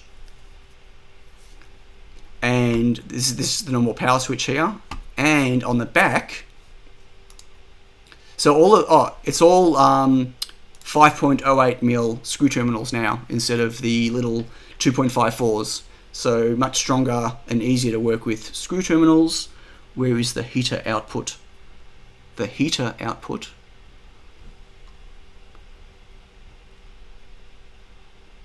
What heater output? What are we heating? And on the back, so all of these screw terminals are on the back, like they are with my Reflow Master at the moment. But I've also added a barrel jack. So one of the feedback I had from people was that they didn't particularly want to connect USB to it as their power source. So you'll be able to plug a 2.1mm barrel jack into it, whether that's from a wall wart or whether it's just wires that you connect to one of those, other barrel jacks.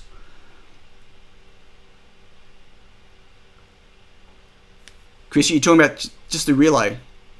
The relay here, well, I've called it relay, but I mean, this is basically to drive. I should change that. That should be, heater elements. I'll change the label.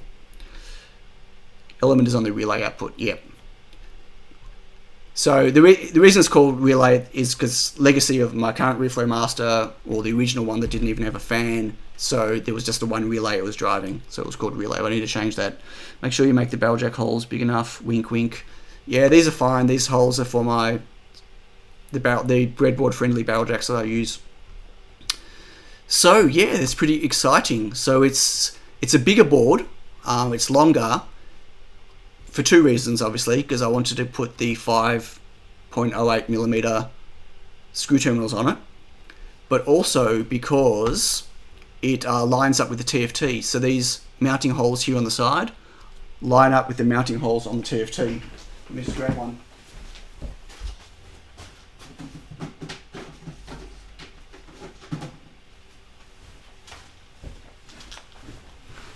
So this is a current Reflow Master. Over here. Let's zoom out a bit.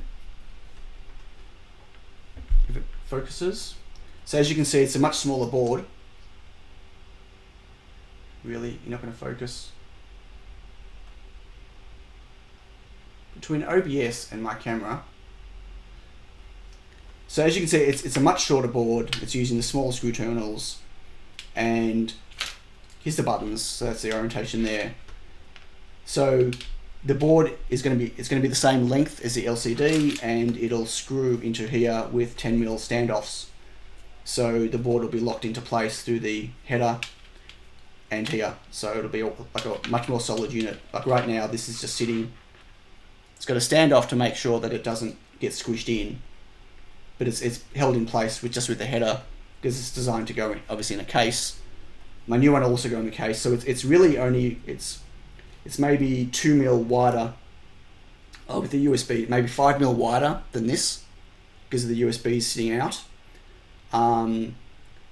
So yeah, but it'll mount directly to the LCD. And so what I've done with the board, if I just go back to here, is the USB sits out. Whoop. Back to the top. So the USB is on the front, the barrel jack's on the back, but the USB, when it sticks out to here, should line up, I'm hoping, roughly with the barrel jack sticking out. So it makes it really nice to put into a case. The side of the case will have the USB exposed and the barrel jack exposed. Given the castellations at pin header spaced, a converter board with header pins. No, Rob, the castellations are not pin header space. They're 2mm, not 2.54. My original Nano was pin header spacing, but with the three sides of the castellation, that doesn't work, right? Because you can't stick this side bit here in a breadboard, so that kind of won't work. But this is 2mm spacing, so this is not breadboard compatible. You could make an adapter that goes into a breadboard. That's what that's what I was playing with that the feather board for. You could make a smaller one, I guess, but I'm not sure what point would that be. That's what the TinyPICO is, basically.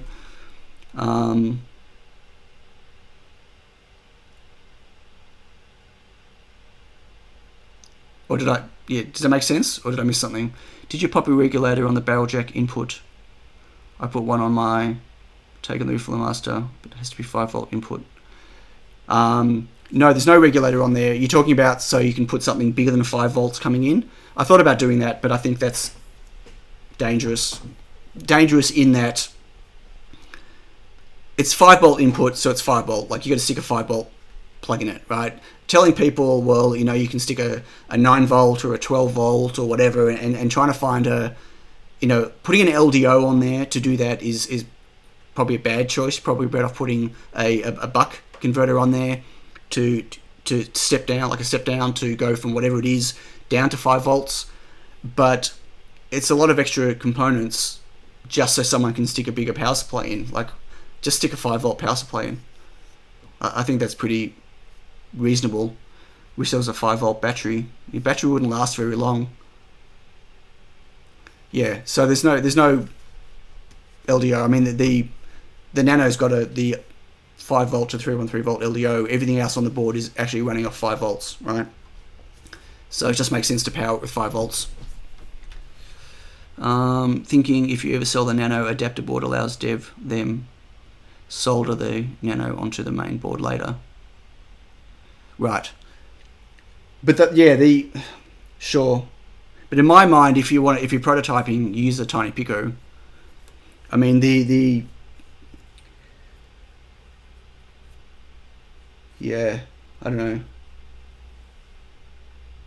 I mean, if you need to stick it into a breadboard to do your prototyping, you could use any ESP32 to do that, technically, right? Loads of cheap USB to 2.1 on eBay. Well, sure, but you don't need to do that, Simon, because you don't have to use a barrel jack. You can just plug USB in. The board can run off USB or barrel jack. You can have them both plugged in as well, because I've got, you can see here, there are two Schottky diodes protecting both sources. They've got pretty low forward voltage drops, and they're rated up to, is it 20V or 30V, 1 amp? And I mean, there's no way this board's going to pull even close to that. You got to remember that these if you're driving 5-volt fans off these two, you're not going to be pulling that much power, and if you're running SSRs, you're pulling even less. And so yes, the Pro has network capabilities, and that's going to be interesting because I have some very cool things planned for this, but I'm not going to talk about it yet. But yes, I've got some, some very cool ideas of how I can utilize the... So the main reason I went ESP32 is I want to potentially be able to make the firmware in MicroPython. Maybe. It may be MicroPython, it may still be C, I don't know. But I needed a lot of flash, as you'll find out, or I needed flash anyway. So the problem with the SAMD's got very little flash, and every time if you want to actually use the flash to store stuff, and then you reflash the chip with an updated software, you lose whatever you stored in the flash. I could have just kept with the SAMD and added external flash, but now with the ESP32 it's much faster than the SAMD, and I've got flash, and I've got more RAM, and I can go MicroPython, and I've got Wi-Fi. It solves all of the stuff. This means... Yeah, I power my stuff with USB as well. But it was a comment that a few people gave me on my Reflow Master. You know, people who bought it from Tindy, that they would have preferred having some screw terminals for power, because they want to, like, for instance, they might be sticking into a custom oven that they've made, and they want to be able to power it from a power source from that oven, not from a separate connector like USB. So this gives you the option of doing that. Like, it's a barrel jack, but you can get, these adapters.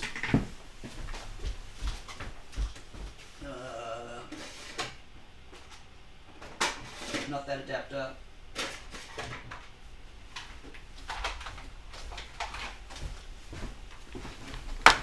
We can make two. So you can get all these type of adapters, right? So you can use something like this if you want to, right? Or you can use something like this, right? You don't have to use a wall wart, right? Having a barrel jack means that you've got the flexibility of powering it in lots of different ways. It doesn't have to be something that plugs directly into the wall. It could be coming from somewhere else. So, or you can just use the USB. So originally I had just screw terminals on there, but I decided to change it to a barrel jack because I just thought it was nicer. We're back to Flash Gordon. Are we talking about Flash Gordon? Oh, because I said Flash. I thought Flash was for cleaning floors. Very funny. Okay, folks, I'm getting close to the 2-hour mark where OBS is going to start playing up. Just warning you all now. And I haven't even got to this dilemma over here. I was going to build an ad hoc programmer, but I really haven't had hasn't happened, has it? Because no. Let me just clear some of this space. I'm just going to quickly, before my stream dies, because it will, because it's OBS. So, I've started building my panels of my new boards. So obviously, here's an existing one. This is... I've been testing. I'm writing a library for this at the moment. I'll talk to you more about that at another time. But I'm basically writing a complete library wrapper for the whole IO expander.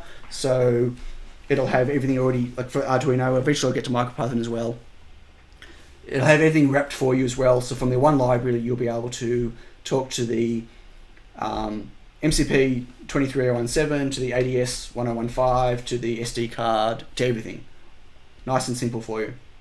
So that's what I've been doing with that, but these are my new ones that have a voltage divider. So some of you will know that I was planning to, I was going to solve this with a voltage divider and an AND gate. But a few people pointed out to me that I don't need the AND gate, I just can use a voltage divider. So basically now, getting closer, I can. Basically to enable the level shifter, because for those that remember my last stream, or the stream before, whatever it was, I forgot to enable the level shifter on this board. I forgot to hook it up. So I ended up having to do a bodge on it. So I'm solving this now by using because the enable has to be 3.3 volts, but I only want it enabled when the 5 volts is plugged in. So I'm now just taking the 5 volts, going through a voltage divider to the enable, and so when 5 volts is plugged in, it'll enable the level shifter. And if 5 volts is not plugged in, the level shifter will be off, which means there'll be no output coming from these 3 pins. No input or output from it, because then it won't be level shifted at all. So I've bought myself, I'm running low on these pogos, so I just bought myself another 300 of them. Unfortunately, they're going to take quite a few weeks to get here. Has anyone else here printed Blitzpity's Ghost? Not yet. For those that haven't seen it, go check out Liz's Blitzity DIY's new Halloween Ghost. It's pretty cool. And everyone's been printing ghosts that fit in ghosts that fit in ghost. Like, what are those called? Those dolls? Those Russian dolls? Matryosh? Oh, I can't remember whatever they're called. Anyway. So I need to work out how I'm going to test these. Obviously, I need to break them apart because I'm going to be able to test them one thing. These will be shipping with the headers not soldered in. So I don't want to test them, I don't want to have to put the headers on. So I thought about jerry-rigging one of my, for now anyway, one of my 3-up boards to be able to have a TinyPICO on one side, right? And then some pogos sticking on this side. Because these pogos actually fit nicely into these headers. Interesting question. Okay, thank you, Siri.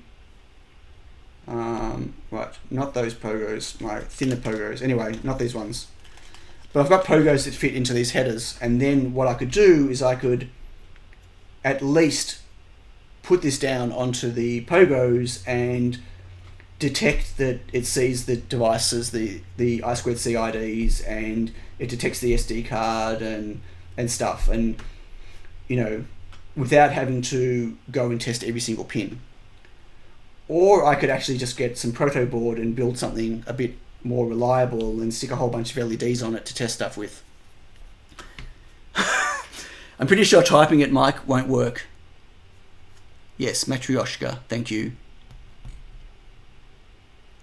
He's been using... So yeah, I need to kind of work this out because I don't want to have to... Yeah, I need an optimized way of testing these boards. So this is my first 6. I don't know how I'm going to build yet, but I want to get these done and get them released so people can get their hands on them. I'm hoping some people want them because otherwise it's been a really long drawn out exercise for no reason. But for those that don't know what this is, that are new here, it's an IO expander board for my TinyPICO that basically gives you 16 extra digital IO, gives you 4 12-bit ADCs, gives you a micro SD card slot for storage and stuff, and gives you 3 of the TinyPICO pins, 14, 15, and 27, level shifted to 5 volts. So if you want to do stuff like driving, you know, a short length of RGB LEDs are 5 volts, or you need something else running with 5 volts, you've got some type of module or something that's a 5 volt module. Yes, I did do it out loud. Yes, that's pretty funny. Thanks, Mike. So that's what these are, and these are my final production boards, I'm hoping, anyway. They work, I've tested them, and I've got a new bases. So the board's slightly longer than the old one. If I just put it next to it there, you can't really tell. It's a very small amount, but it's slightly longer and a tiny bit wider, just because some of the labels are a little bit too close to the edge. And so I've got a new base for them, so every board will come with base and a whole bunch of headers. So I'll probably work that out today and get that done. So there you go. What did I miss?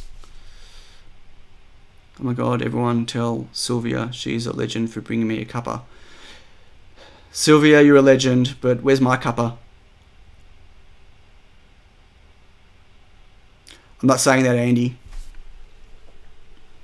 I'm not saying that at all. Hi, Michael. Fell asleep. No worries, you didn't miss anything.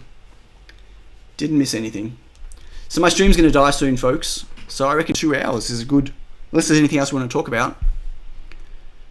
Any questions or anything? I'm very excited to get my my Reflow Master Pro boards done. They're waiting in my shopping cart with JLC right now. I haven't ordered them, but I will. I'm looking forward to, I don't know when I'm going to find the time, but to getting one of these built and start working on a brand new code base, a brand new set of Reflow Master code. Yeah. Got some really cool ideas. Hopefully. Maybe.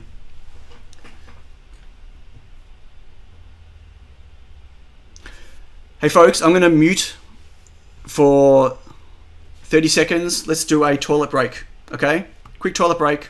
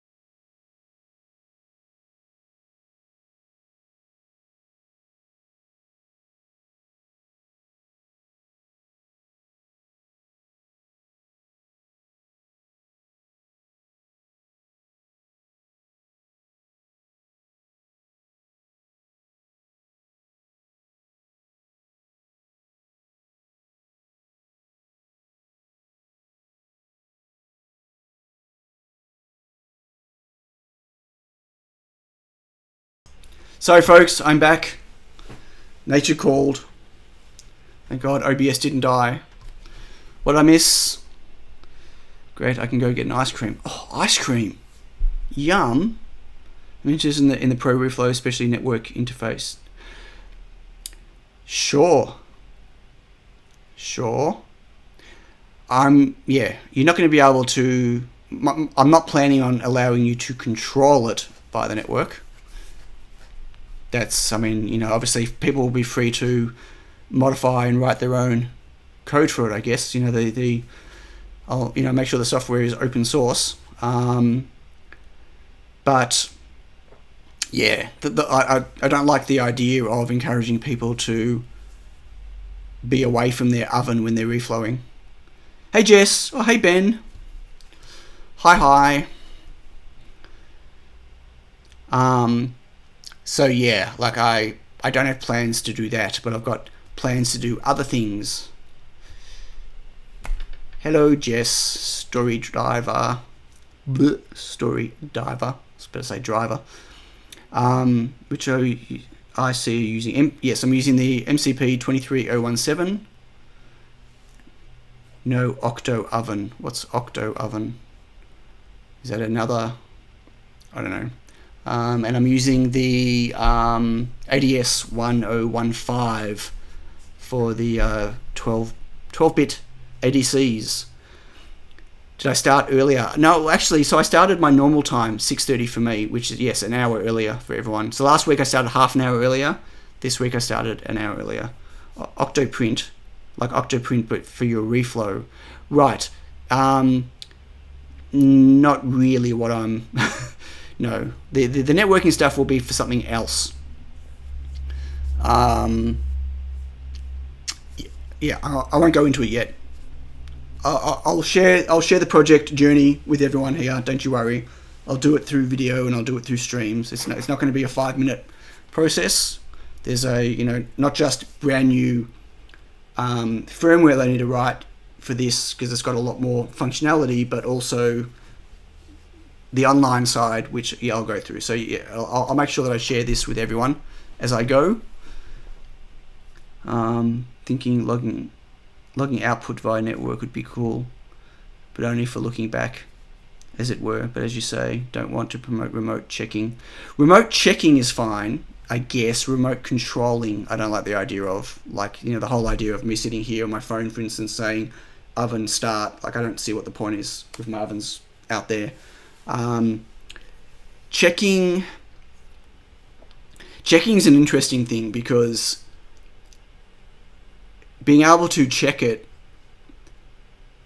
I don't want to encourage people to be sitting in another room looking at their phone checking it, but having the webhook to be able to do that allows you to do some other interesting things, like having some type of notification system, or a big sound that goes bing when it's finished, or you know what I mean, or having, everyone repurposing all their YouTube counters that don't, well, they still work, you know what I mean, but but like a YouTube counter to be able to show you time left, for instance, on a display somewhere. Like, there's some interesting things you could do with it that isn't quite controlling it remotely, if that makes sense.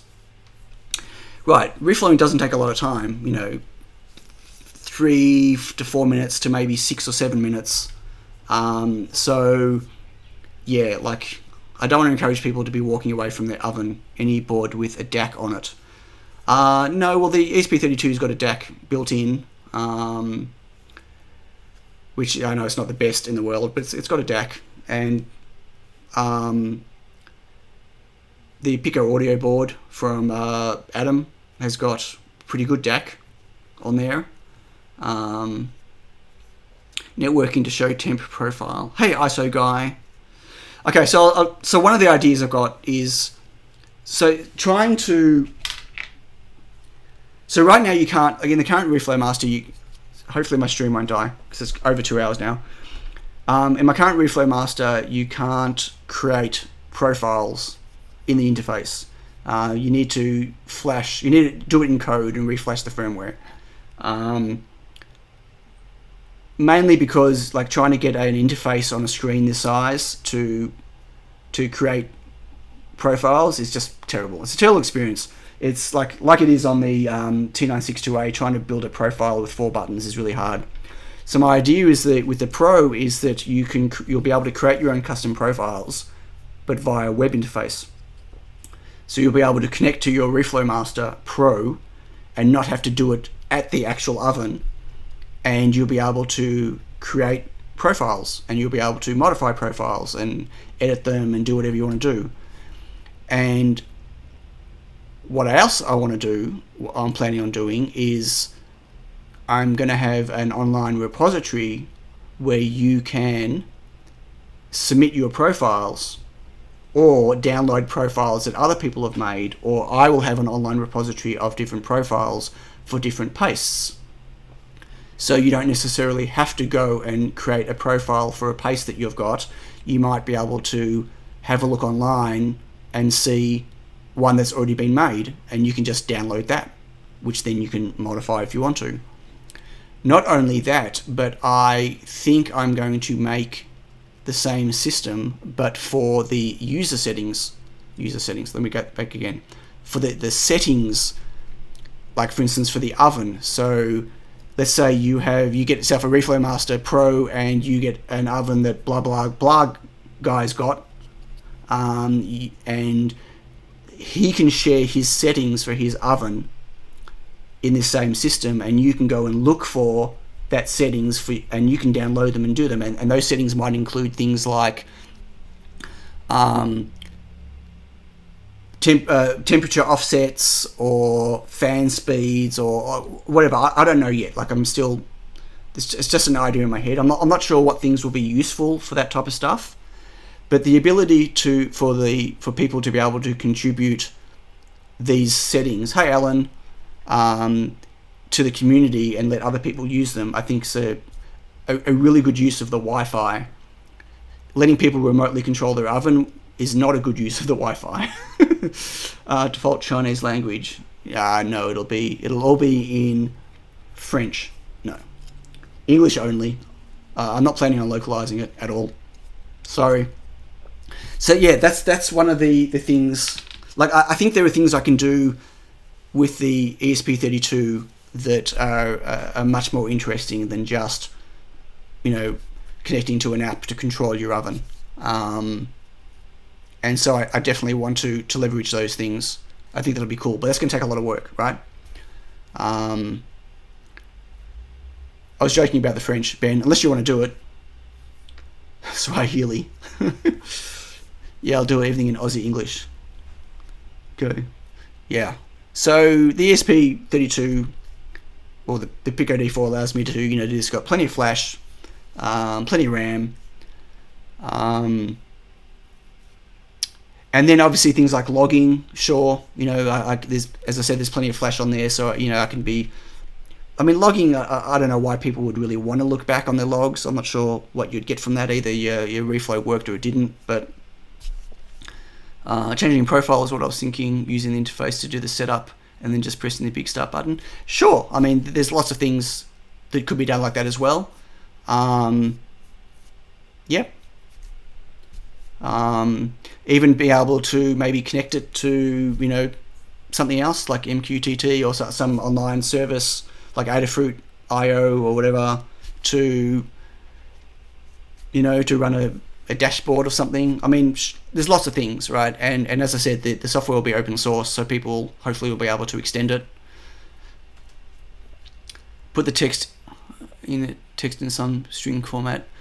Yeah, I could do that. The problem isn't going to be converting it. The problem is going to be having it fit on the screen. It's not going to work. Like I made games for a very long time, localized my games for a very long time, and the issue is not the localization. The issue is that rearranging the UI to fit, like a word in English and then that same word in German could be, the German word could be 3 times longer. It just physically won't fit on the screen. When you've got a screen this big, it's with a low resolution, it's just not going to happen, Rob. So yeah, localizing on the website maybe, but that's a lot of extra work. We'll see. I'm here for an argument. Who's arguing? David Aussie's high-pitched piezo sounder. Having multiple profiles. What do you mean having multiple profile? The Reflow Master already has stacks of profiles. Like it ships with 5, and you can create your own. But you have to do it through flashing the firmware, which means you need to set up all the, whatever. This is going to be much easier to do. Your board's done, mate. I want it in a Scottish accent. That'd be cool. Oh, right. It's a Monty Python gag. Australian would be longest. Have to put bloody between everything. That's very funny. No. Your bloody oven's done, mate. Open the bloody door, mate. Yeah. No. Anyway, that's my plan. I've got a lot of things to do. It'll get done. The board will get done at some point. I've got way more on my plate than I'm ever going to get finished at the moment. I do have some exciting news. Believe it or not, almost ready to launch my badge. Here's one with the battery on it and the programming header on it. And let me turn it on. Woo! So I did a build video to show people how to build it. Let me tell you, soldering under video is hard, especially when the camera is looking down on the board and you are not looking down on the board, especially for that LED driver. But yes, I finally put together the instruction video of how to make the badge. So my 2019 badge might actually still come out in 2019. Sounds like I need an intern. I could actually use some extra help. Yes, I could. No doubt about it. I could, PCB catches fire. What are we putting on fire? I hope the programming header is reversed or 90 degrees. What do you mean reversed or 90 degrees? Sorry, what do you mean? Sorry, programming. What do you mean, Colin? Have to leave for work. Catch you later, ISO guy. Thanks for joining. We're improving the error dialect. Maybe I'll just control it all by Siri. There you go, that'll be good. Chuck another board on the Barbie. That's funny. Hey Scott, what did you miss? I'm about to end the stream, so you missed it all. But it was pretty cool. It was pretty cool. I showed my new V&A. I bought a V&A. And I showed my new smaller improved Nano. Just opened up. And I teased about a bag of can I cover it? Does it give anything away? No. No. I've got another bag of boards that I'm not going to show you what it is yet. Yeah, I did a lot of teasing today. He missed the bus, train and boat. All of it, yes. How little sleep. I was up at 4. I had a very bad night's sleep again last night. I seem to sleep very badly before my streams. Maybe I'm nervous. I don't know what it is. Anyway. Joking, both Brian and Bitlooney accidentally managed to do their... Oh, right, yes. They did, didn't they? They both did. Luckily for me, this is different. This is... It doesn't stick to any convention, really. I mean, it's just obviously the normal programming headers. And it's to be used with one of these cables. So you'll be able to order the pins however you want to. So I'll be selling these boards. They'll be in kit form, and you can buy them with or without the programming header. So the header and cable. So if you don't want to hack it, then you don't buy those things. And if you want to hack it, you can buy those things. It makes it really easy to hack. Or you can just solder pins on yourself if you want to. Like, you don't have to. Like, you can... Here's my old one. I mean, technically you could just solder some pins to it like that. But that's kind of permanent, right? So that was the whole point of putting this header. I'm not nervous for you guys. Nervous for myself that I'm going to make a fool out of myself on my stream. No, not really. So I'm hoping within the next week or so, maybe 2 weeks, week, whatever, that I'll be releasing these on Tindy. There won't be many of them. I think I'm only going to release like 40 or maybe 60. By the way, I figured out why the postal services reached out to me about private commercial. Turns out is because you put my name on line 1 of the address. On line 1 of the address? What? I'll have to go back and check that. Johnny? I don't think so. It wouldn't have filled in properly.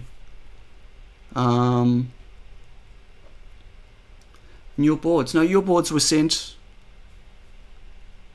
Your name was on it, obviously. Your name would have been at the top. Your name and then your address. So yeah, I don't understand. That's pretty much how everyone sends stuff, I think. There are no shipping delays that I've seen, Simon. I'm going to keep talking until my stream dies. I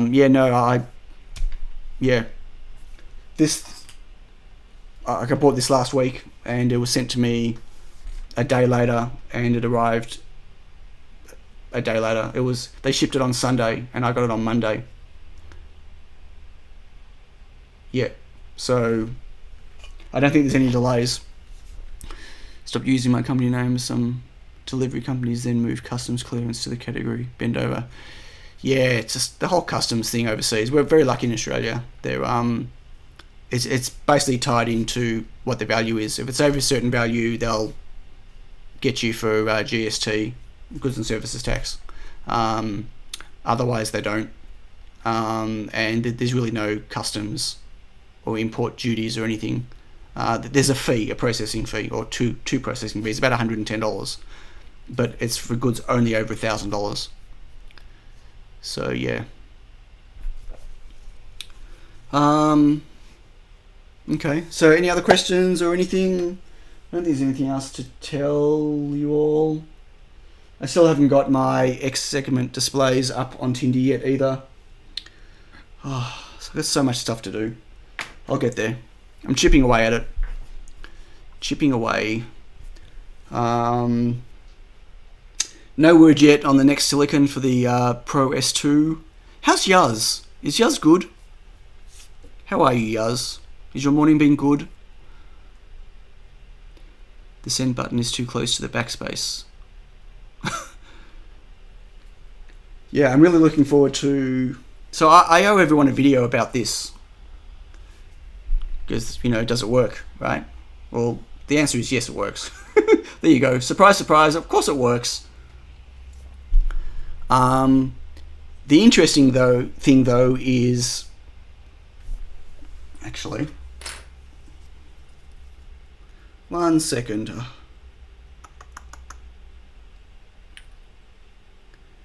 I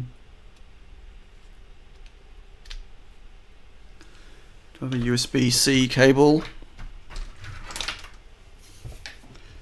Like, I need to create a video about it, so I still will, but it's just a sneak peek before the stream dies, if it dies.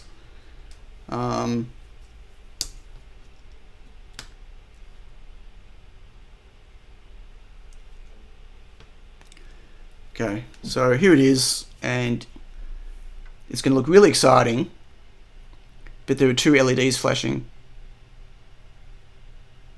Anyone see that? So that's just running some firmware that I put on it through the IDF, and there's something very interesting about what this is doing, but I'm not going to tell you what it is. If you work it out, great. You can see 3, or there's... Okay.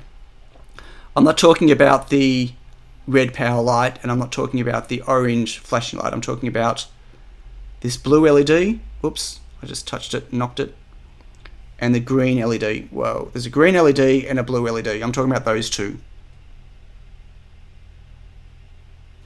Little pocket-sized multimeter scope logger. Is that one of the... Is that the one that STG Electronics just showcased? Can't remember the name of it. Question from the bit I was fast forwarding. You went for 2mm pitch on the module. Why no smaller? Not worth it just to fit the other I/O. Yeah, for 1 extra I/O, or maybe 1 I/O and an enable pin. It felt like going for smaller pitch just wasn't worth it. Will this be the final design of the Nano? I don't know. Like, yeah, I don't know. It's going to be the final design for now. I mean, I'd like to get it smaller if I can. Right? So, I'm pretty sure it's not going to happen because that's really... Hang on. It's really tight. Like, oops. I mean, that's... There you go. I can't really get it any closer. I mean, that's pretty tight, spacing wise. There's just really no room there. Like, I don't possibly know how much smaller I could get it. I could maybe save 1mm off its length. Yeah. Technically, I could also go smaller castellations just on one side. Like, I don't have to make them all the same pitch, technically, right? So, yeah, look, I could, but I don't know. This is pretty good right now. It's pretty good. I'm pretty happy with it. Dual band, what? Are they on separate cores? Or what on separate cores? Oh. No, the ESP32S2 is only single core. Rob says he thinks he knows. Hang on, I'm going back on the chat. What did I miss? Someone asked me about a PNP. PNP Dynamite. I got to win that fight. Okay, what is going on, Yaz? Why are you doing What's with the rhyming? A pocket meter. Okay, cool. So yeah, that's not dual core LED blinks. No. Keep guessing. Keep going. Sending and receiving data. No, that's not it. Dual band. What's dual band? There's no. The ESP32 is 2.4 gigahertz only. Let me Google that for you. Copy Apple and stack the PCB. Yeah, a little bit expensive, but thanks. Postage stamp size. That's pretty small already. Like, I don't know. I mean, sure. I mean, compared to a Room 32, I don't have a Micro 32 here. But, you know, that's... Whoops, not even on screen. There you go. I mean, I can't really complain about the size. I mean, it's pretty small. It's not as small as my original Nano, but it's got more on it. Like, it's, yeah. You could make it smaller by encapsulating the PSRAM, then epoxying, blabbing it on. Yeah, sure. I'll just delid the RAM and integrate it directly into the... Maybe I'll put it inside the PCB substrate. Sure. What about the LDO? Is there no PSRAM with tiny pins? No, there isn't, unfortunately. The PSRAM comes in 2 packages. So there's this package, and then there is a WSUN package where the pins don't stick out because there's no pin sticking out, but the actual package is bigger. So overall, it takes about 1 millimeter less in its width. But that's it. But it's a much harder package to work with because the pads are underneath and it makes it really hard for rework and visual inspection. So it just isn't worth it. And it's more expensive to buy it in that package. So, yeah. Unfortunately, there is no smaller package RAM. I wish there was. I was using my Arduino Nano and it couldn't store a string longer than 184 characters because it's too low continuous RAM. Yeah, you need to defragment your memory. Is it? That's not a thing in micros. Sorry. You can move it to program space. You can move that string into a different memory space. I'm trying to use a TP to set the color of a blue RGB bulb. Is that a bulb? Has anyone managed to do so already? The color of a blue RGB. Which... Sorry, what device you're trying to do? Well, the other thing that's special about the LEDs flashing. Oh, the LDO. Which LDO are we talking about? Please expand, Rob. Who's going to win this weekend, England or Australia? Neither. Neither are going to turn up. Could you make a TinyPICO on one of those flexible PCBs? Why would I want to do that? Sure, $90 for a TinyPICO on Flex. Why would I want a flexible TinyPICO? I don't think so. I think the components are too big. Like, how would it flex underneath the Pico? Anyway, yeah, I don't know. Program command, do you mean?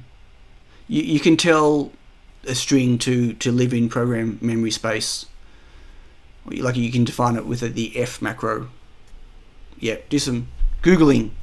Google is your friend. So those LEDs are running off separate LDOs. One of the LEDs is flashing as you're controlling the LDO that is powering it. The other one is on normal output pin. Well done, Rob. Very good. Yes, so...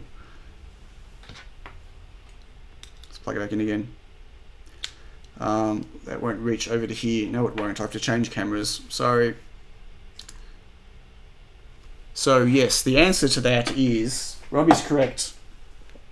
The blue LED is turning on and off because I'm turning the GPIO on and off. The green LED is turning on and off because it is connected to the 3-volt out pin, the second LDO, and I'm turning that LDO on and off.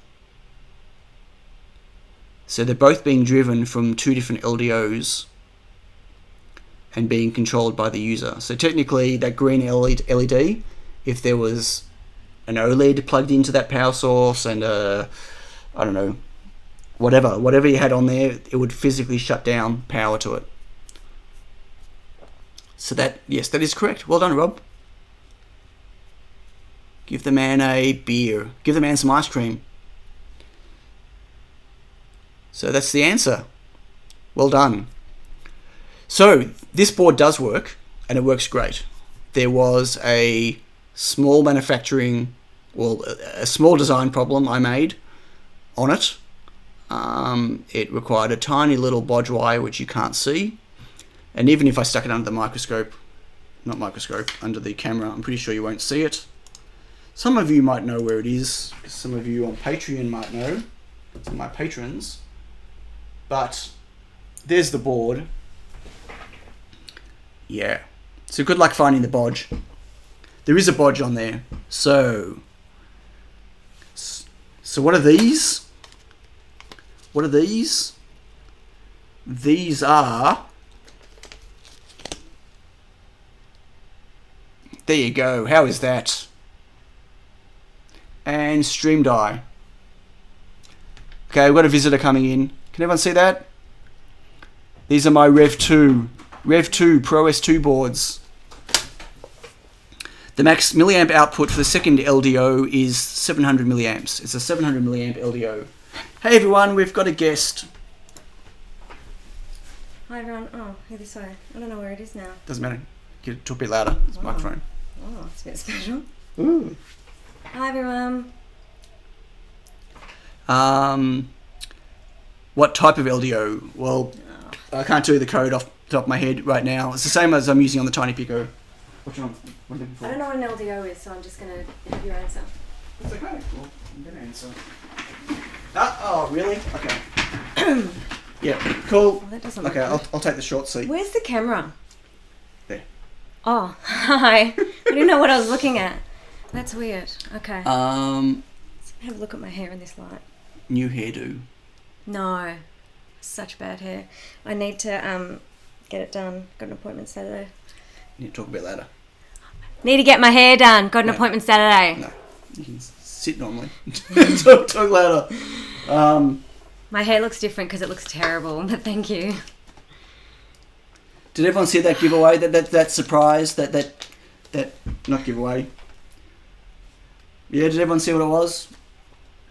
No? Okay, it doesn't matter. Fine. Because there was no comments.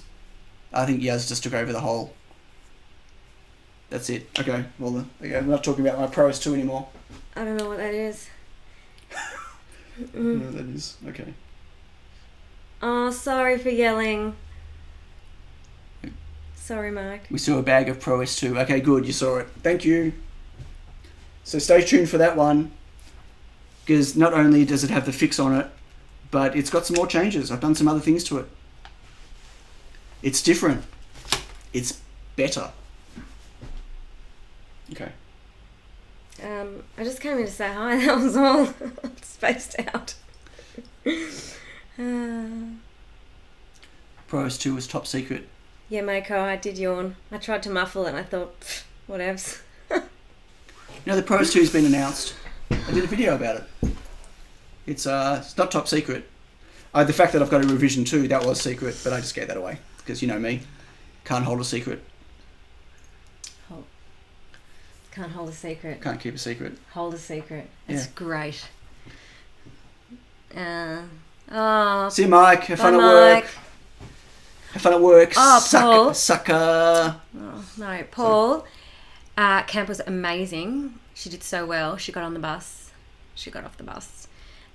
So they went to this place. It's about 2 hours away from Melbourne, and it's like old-fashioned, like gold mining and stuff. Like they do the whole gold mining era of Australia. So they all had to dress up in like old-fashioned clothes and do old-fashioned school. And yeah, she loved it. She had a ball. It was great. She did the bus thing. And then I got a new bracelet because she did the bus thing, but I can't show you. No, it'll be backward. But anyway, I got a little bracelet. I got a new one, updated one. Because last year was she got on the bus, and this year she got on the bus. But I've also he got on stage because the little guy wouldn't get on stage. He was too nervous, but then he did, and then yay! So now I've got a new bracelet. And that's all. Yes, Sovereign Hill. Yes, and so the school she was in Ragged. Oh my God, this is the best. She was in the Ragged Benevolent Asylum School. Asylum. Brilliant. But basically it was a school for like kids that were orphaned, and so she had to make up a story how she became an orphan. So she was like, my dad's a miner, he had TNT, he blew something up and died, and mum was a dressmaker and she was standing next to dad when he did it, so she's dead too. She wrote his whole story about how we both did and how she ended up at this school, the Benevolent Asylum. Brilliant. Yeah, they loved it. The kids love that stuff. Not for me. And then like they do like little gold mining. So there's this little like like river. But what they do is they have to like pour gold flecks in there because there's nothing in there. But you don't want the kids like going and getting disappointed. So they come home with these tiny gold, like it's like glitter. It's just anyway. They love it. Yeah, that's all about camp. Amber Asylum. Amber? I don't know. I don't know what you mean by Amber. Sounds like a plot of every Disney movie. Yeah, look, yeah. There was no Prince Charming at the end. Oh, well, there was, but he blew himself up. And no one lived happily ever after. No. Anyway, so yeah, camp was good, but thanks for asking. That's it. Got nothing else to tell you. Can't believe OBS hasn't died yet. It's incredible. I don't know what OBS is, but I send my condolences when he does die. Okay. What? Nothing. Otherwise I need to go. Is there anything else? What's the time? 9 o'clock. Anything? Yep. Camp sounded great. It was, and it was honestly, it was really nice to just have one less child in the house for a couple of days. It wasn't 50% better. No, it wasn't at all. But it was better. It wasn't. It was one less loud noise. No, one less comment after every sentence I made. So, like, anyway, yeah, it was good. That's all. I'm gonna go. I'll have new hair next week. So. Will you? No, just getting it not grey. Oh. Okay. It's looking good. Everything. Not really. Lots of Okay. wires and stuff. Lots of wires and stuff. There's wires and stuff. I gotta go. Did you tell everyone about the new addition? No. To the family? No. Okay. Really? Yeah. Bye, bub. Bye. Okay. Okay. Yeah, so booking camp for next 3 years. Yeah, we're going to send her off next week and we'll pick her up in 3 years. Yes. Bye. Bye. Bye. Catch you later. I'm going to end the stream now anyway, I think. Yeah, ended on a high. Ended on a high. Okay, Yaz is gone. Now I can talk bad things about it. No, I'm just kidding. We got a new addition to the family. Yaz got a new phone. She calls it an addition to the family. There you go. Wow. Okay, folks, that's it. I have lots of work to do. And some of you have to go to sleep. And some of you have to start your day at work. Some of you already have. Sorry. Phone is so personal. It's attached to her hand. It's like she's got a new appendage. It's terrible. But anyway. Now I have to think about dinner. Oh, dinner. Now I'm hungry again. Why do you guys do that every time? Oh, yum. I might go get myself an egg and bacon roll. Yes, except looks like it's going to start raining. Maybe not. Okay. Also thought a pet. No, we're a pet-free house. Long story. Anyway. But yes, no. She got a new phone. Yes, she's so excited. I made her wait a while to get a new phone, so I understand why she's excited. Bye everyone, thank you for joining. Don't forget to hit that like button if you haven't, if you feel like it. Otherwise, yeah, I'll see you next week, and hopefully I'll have a video coming out this week. I don't know what yet, because I haven't done one yet for this week. But yeah, I'll keep you posted on my progress on all of this stuff. Okay. Where's my off button? There it is. Okay. Bye. Thank you. Have a great day or night or tomorrow or yesterday. Yep. Bye.